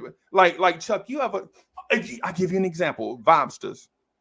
It's like the conversations that me and Chuck Allen and I have behind the scenes. Mm-hmm. Right? Chuck will say something like, man, I never seen somebody put together like a production thing so fast or whatever. He talking to me. And I'm like, what? Is it because the cold hard truth is I never knew how to do this stuff. Right. I got into it, and just by habit, I kind of got good at it. Right. And so Chuck, like, man, you threw that thing together fast, man. That's dope. And I'm looking at Chuck like, shit, what you talk about me? Bruh, you put a song together. You put a song together in like 2 hours. And Chuck be like, well, it really didn't even take that long. And I'm like, my jaw's like, right. Like, I legit can't believe how talented, like, and I say that about Faulkner and his experience at Florida State, but I also say that about other people like Chuck. Chuck do music, and you Chuck will legit say, and I'm not trying to toot your horn here. Mm-hmm. I'm not trying to stroke your ego or nothing. That ain't where I'm going. What I'm saying is that as individuals, we cannot. Sometimes you can't believe how talented some of the people that cross your path are. Right. You know what I'm saying? Like my man, the dude that was playing, the dude that ruined my night, that had us at IHOP. He mad because he got something going on. He legit was on campus with he was in a wide receiver group with people named Kevin Knox, Tamrick Vanover, Snoop Menace, Peter Ward. He was in a position group. He went to practice with them every day. Yeah. You know what I'm saying? For 2 weeks. I'm not saying he was there for 4 years. I mean, let's not get it, Right. But yeah, man, he was in that position group with a dude that won the Heisman Trophy. You know what I'm saying? And so he left or whatever. And I'm like, yo, I can't believe he was at Florida State. And Florida State was in their prime. This was like 90, 92, 93, maybe, yeah. I guess. That sounds right. Yeah. And then to say that, you know what I'm saying, I legit do a morning show with a dude named Chuck Allen who got probably a catalog, maybe what do you have, like maybe 10,000 beats? Maybe 1,000 beats? It's over 1,000 on my new laptop, but the ones that have clunked out probably close to like 3,000 joints. What? Yeah. Yeah, I got 2 hard drives full of beats. That man, that is, and so for average Joe like me, for a shit kicker like myself, 3,000 beats, bro, Mm-hmm. and they are finished. Yeah, all those are finished. Those are the joints that when I was Oh my bedbound and couldn't god! go nowhere, and all I did Right, was just make beats all day, all night. Yeah, yeah. that is crazy, man. Yeah, man. That Um, is man. y- That is bananas, bro. That I, is Bobby, like when you told me when you started telling the story about your friend and how they moved him around, that's how Bobby Brown operated.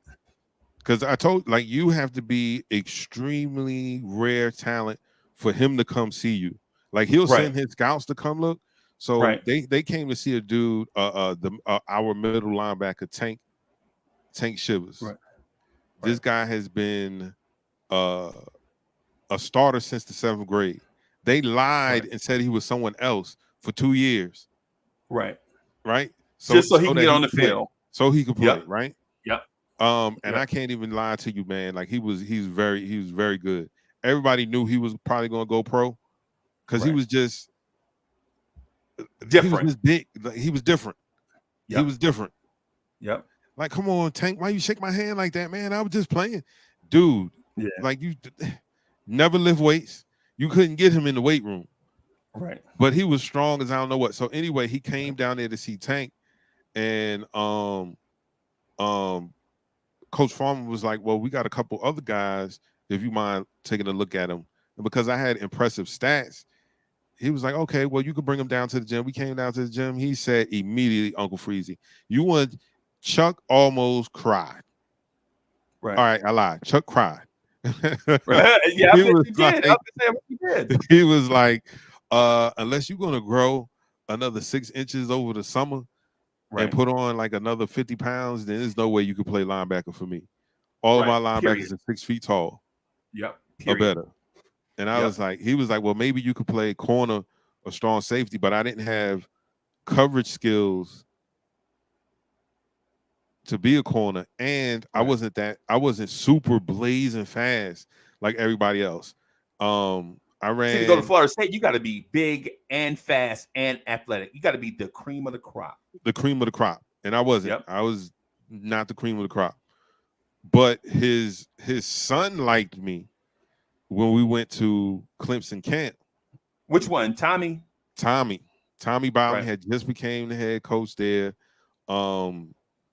We put on a show against OW, and they had took OW's quarterback Woodrow Dantzler. Yeah, I remember Woodrow Woody. Dantzler was the Woody Dantzler was the quarterback at the time, Yep. and that particular game I had a monster. I had a Right. monster game. They couldn't do nothing. They couldn't do nothing with me. I was like I was jumping the count on them. Right. And Well, yeah, so this is like 96, right? this is 97. 97. Okay. Mm-hmm. Okay. 97. And so they invite me to camp, and I go to camp along with like 3 other guys. The running back that I said was like Terrell Davis. We had a wide receiver that was being converted to quarterback. Gene ran the best 40 time there. He ran a 4.3, a 4.34. Right. Peebo And that's ran. fast, but that's inhuman, by the way. For anybody that run a 40 under 4.4, that's inhuman. There are probably, and I don't mean to cut you off, Chuck, but I just want to say this for context. In any given year on the planet Earth, you won't have 500 people that run under 4.4 in any given year, right? This is rare. Just like Yeah. people think 40, oh man, he only had a 40-inch vertical, bro. To tell you how rare a 40-inch vertical is on any given year, you won't have 500,000 people that can jump 40 inches in a vertical. And I'm talking about the entire planet you won't have 500,000 people. I'm talking about out of 7 billion people, you won't have 500,000 people. You won't have on in any given time on the planet Earth. I'm talking about new people. Talking about new people, right? The 40-inch vertical is like, yeah, because I remember in high school. See, I wasn't fast at all, but I was on the track team because I was a great technical runner. Right. I knew when to get on the gas. I knew when to cruise. You know what I'm saying? Like I ran the 400, the 880, the mile, and the 2 mile, right? But I was never a 100 guy. I was never, a 200 guy, right? Because I was too gangly, right? Just too gangly. I just didn't have the core strength. I just wasn't fast enough. And Right. to put it simply, I was just not fast enough to run the 100 or the 200. I could run the mile, right? I can run the 8. I can run the 880. I can run the mile. I can run the 2 mile. I just wasn't fast enough, right? And I'm not taking away from Chuck's story. I just want to give it context. Get about his friend that ran a 4.34, right? That is amazing. See, in the Carolinas, that's a legend. When somebody run a 4.34, they're a legend for the rest of their life. They'll go in a restaurant right now. Like he'll walk in the spot, he'll walk in the soul food place. I see him. He'll be like, "Let me get number 7. Hey, don't worry about it. You ain't got to pay for that. I got you." Yeah.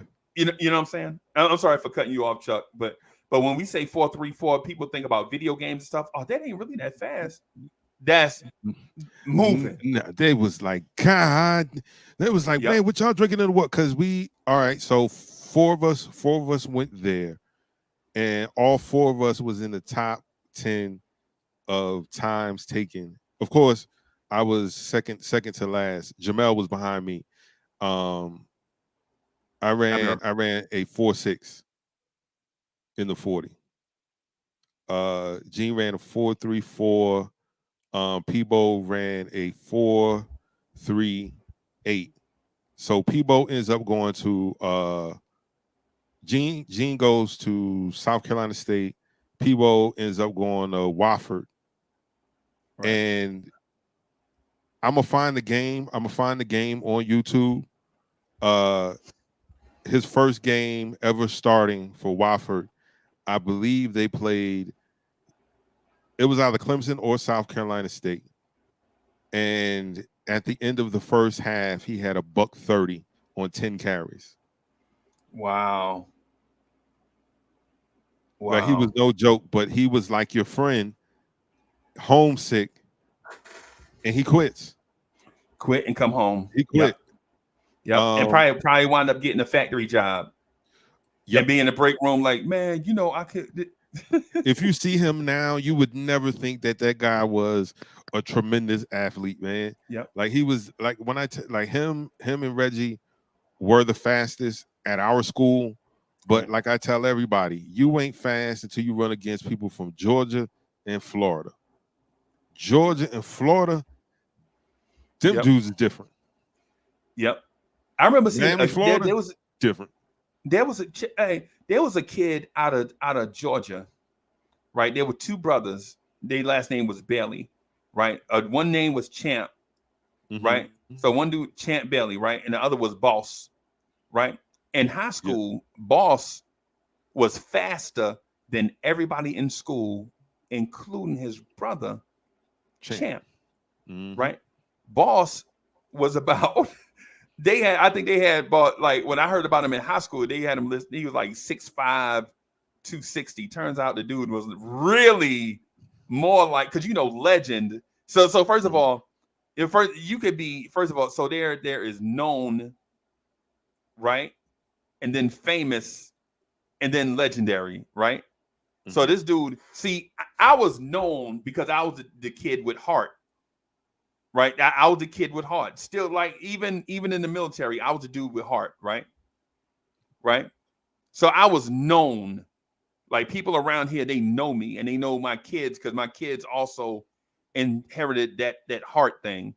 Like, when the chips is down, you know what I'm saying, we still coming. You know what I'm saying? You Right. think you got us and we still coming and still coming. You like, why don't Rudy just give up? No, right? But Boss is a legend. Him and a dude named Roddy White. Legends from this Okay. area, right? Okay. So so this dude Boss and this dude Champ want to race. Champ is the older one, right?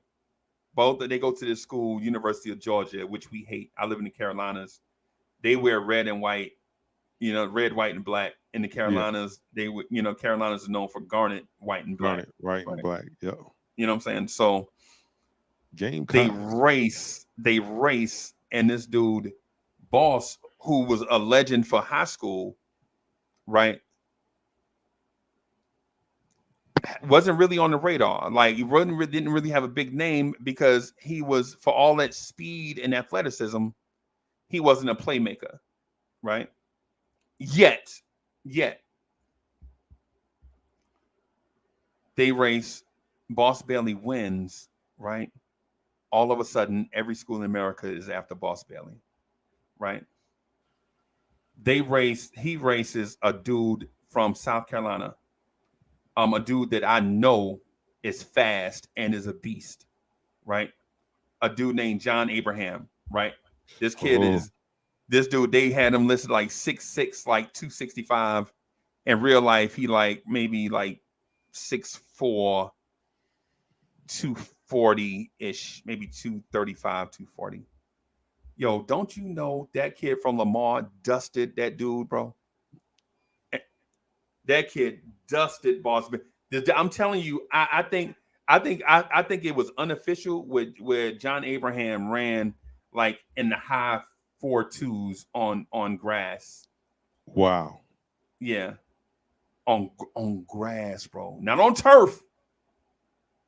Now at the combine, I think he ran in the 4.3s at the combine.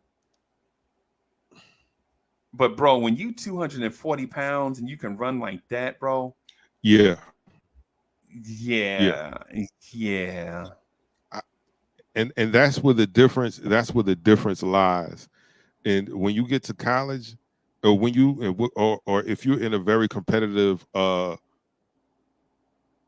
sports program in high school, you get to see, man, like they're different. Like the Gamecocks had a guy that was like 6'4", 200. That used to be a running back for them around the same time. His name was Derek Watson. Yeah, I remember him. Oh, I ran drills against Derek Watson. Yeah, he used to stay in trouble, bro. Yeah, because he was a weirdo. Sorry, I'm just gonna say it like that. Yeah. He's a weirdo. Like we met him, and he was supposed to be like our. How do I put it? He seemed cool until we hung out with him. Yeah, and I was like, he had issues. He had issues. He had issues going. Yeah, he had some real issues, some real family stuff, and some real stuff going on with him. I was like, yo, what is this dude trying to sell? Because I remember when he got in trouble the first time at South Carolina State, not South Carolina State, University of South Carolina, when he tried to sell an undercover an ounce of weed. Yeah, and he was charging like $300, and I was like, "This ain't like sour diesel and all that stuff wasn't even out yet." And I was like, $300 for an ounce of weed. I was like, "Oh man, this is robbing people." Like, why is he doing that? Because I know in South Carolina, this is a fact. You can dispute me, you can tell me I'm wrong, but when you good, money gets put in your hand by various people. Right. This is a fact. I was and from every direction, and I was okay-ish. I could have been better, but I didn't really care about it. But I was good enough. No, what you talking about, young man? That's all you. Yeah. At 16, could go in the liquor store and get whatever I wanted for free, because the guy behind the counter would be like, "Hey, so you thinking about them Gamecocks? You thinking about going there?" Well, I need them 2 touchdowns this week. I need them 2 touchdowns this week. Like Mr. Floyd be like, yeah. I need them 2 touchdowns this week. Oh, I got you. You walk in there, 2 hillbilly guys with straws in their mouth. That was a good game y'all had against Blackville Hilda. Yeah. Man, you sacked that quarterback how many times? 4 times, and you flush him out the pocket. Hey, this on me. Get what you want, young man. Yep. Go walk in the Hardee's. What can I get you? Let me get a monster burger and some fries. I get a monster burger, fries, 12 pieces of chicken, mashed potatoes, coleslaw, peach cobbler, a gallon of iced tea, and the monster burger that I and asked some for. cookies. And some cookies. What's going on? So I can $30 worth of food. $30 worth of food. You ain't got to pay for nothing. And ain't had to pay for nothing. Yep. So I'm like, why is he doing that? Or you have a dope boy that come put money in your hand because they done betting all of them around the fence during the game, betting on the game, betting on stupid stuff like who's going to get, 50 yards, 100 yards, who's going to have 2 catches. Yeah.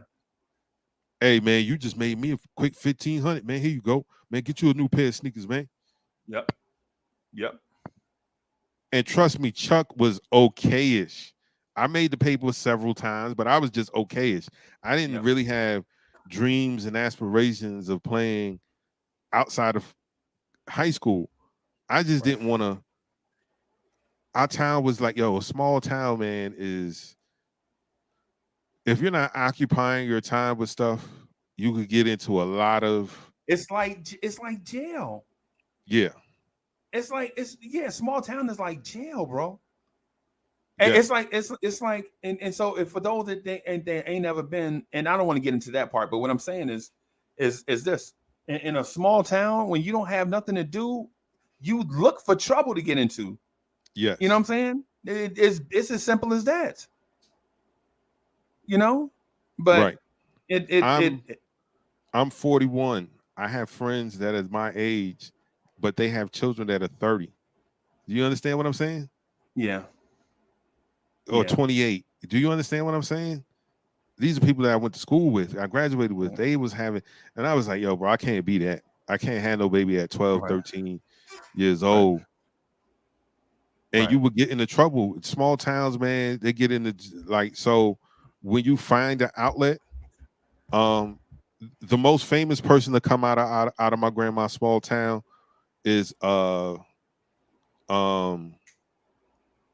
man, I can't remember. Mike Williams, wide receiver from the San Diego Chargers. Yeah. He's the most famous person out of that town, and he's the most recent. But we had so many. Oh, Harold Jameson. And just on the side note with Harold Jameson, his brother would have been better than him. He had a younger brother named Van. Well, he still has a younger brother named Van. Van was Kevin Garnett. Not even Kevin Garnett light. Like he was Kevin Garnett, the embodiment. He was slim like him. He was quick like him. He shot better than Harold could ever shoot. He had handles, and Van got into a car accident and lost his leg. Damn. When I tell you could jump out the gym, like I was like, oh man, Van, you got to come play. You got to come to our school, man. Don't keep going to Holly Hill, man. You need to come to Ellery, man. We could win a state championship. Gets in a car accident, get his leg cut off. Yeah, man, small town. Yeah, yo, Nick from Chantsville, absolutely. One of my best childhood friends got a daughter that's 27. Yeah, man.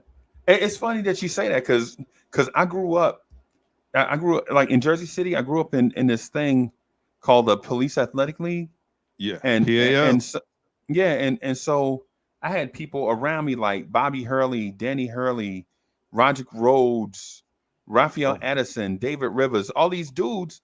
We just standing around. Terry DeHare, like all these dudes. Chuck, I think about it now. Like I got pictures of like us standing around, and they so embarrassing. I showed Mocha one time, and she was like, "Ew!" And I was like, "I put them pictures up, bro. I started to burn, but you know you got to keep your pictures, right?" But Yeah, the man. way your parents used to dress you back, why parents used to dress you like anyway. So I look at the pictures and I'm like, damn, all these dudes made the pros except me. You know what I'm saying? Like all these dudes went somewhere and did something except Mhm. me. And then I think about it like,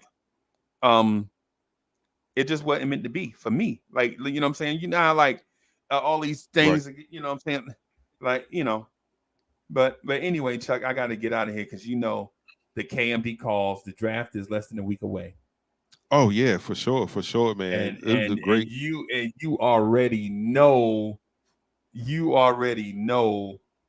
this yesterday, Chuck. Yesterday, I ain't even gonna lie to you, bro. Yesterday, they was talking about trading RJ Barrett, and you know how that gets Knicks fans going. Trade RJ Barrett. Trading RJ Barrett, Rayology, mess around and say trade RJ Barrett. And Hey, not that he wanted it, not that he want to, but he was like, you should embrace for brace yourself for the event that it happens. You know what I'm saying? right. And you guys should. This is the only thing that I'm gonna say on that topic. You should be, because here's the thing. Uncle Freezy has says this over and over about having a crown gem on this team. I Right. know we all love RJ and we love Obi, but they ain't those dudes that just jump like, not yet. And I don't know if it's because the organization has let them down, but they're not that. And if you Right. have an opportunity to get that, and it's going to cost you one of those guys, you have to consider it. As much as Right. you love him, do you all think RJ Barrett is going to be Jaylen Brown? No. Hey, Chuck, and just for them, we created this, Chuck. Just for the RJ fans, we created this. So I'm gonna be playing this while we talk Knicks Morning Drive and all that stuff. So now we're gonna go all Knicks fan TV. Like while we be talking, we're Okay. gonna have stuff like this in the joint. You know what I'm saying? So so that RJ Barrett fans can get their fill and you know what I'm saying? So we're gonna try to step up and bring it in the big time. But anyway, I gotta go, man, so I can do a couple of things because I already know this conversation is gonna be Oh yeah. like um um heat wave, always and forever. Yes, sir. I'm definitely going to join in today. Because you tricked me yesterday. You said you weren't going to do it, and I wasn't looking for it, but I couldn't get on anyway. Things weren't going right on the technical end for me yesterday anyway. Right. But to everybody that came in and kicked it with us this morning, we thank you. This is Vibes and Stuff Live. It's your host, Chuck Allen, Uncle Freezy. Make sure you hit that like and subscribe button. We'll be back here on Monday between the hours of 7:30 a.m. and about 9:30 a.m. So make sure you tell a friend to tell a friend, and we'll be back on then. Until then, have a great weekend. Peace. All right, y'all. Peace.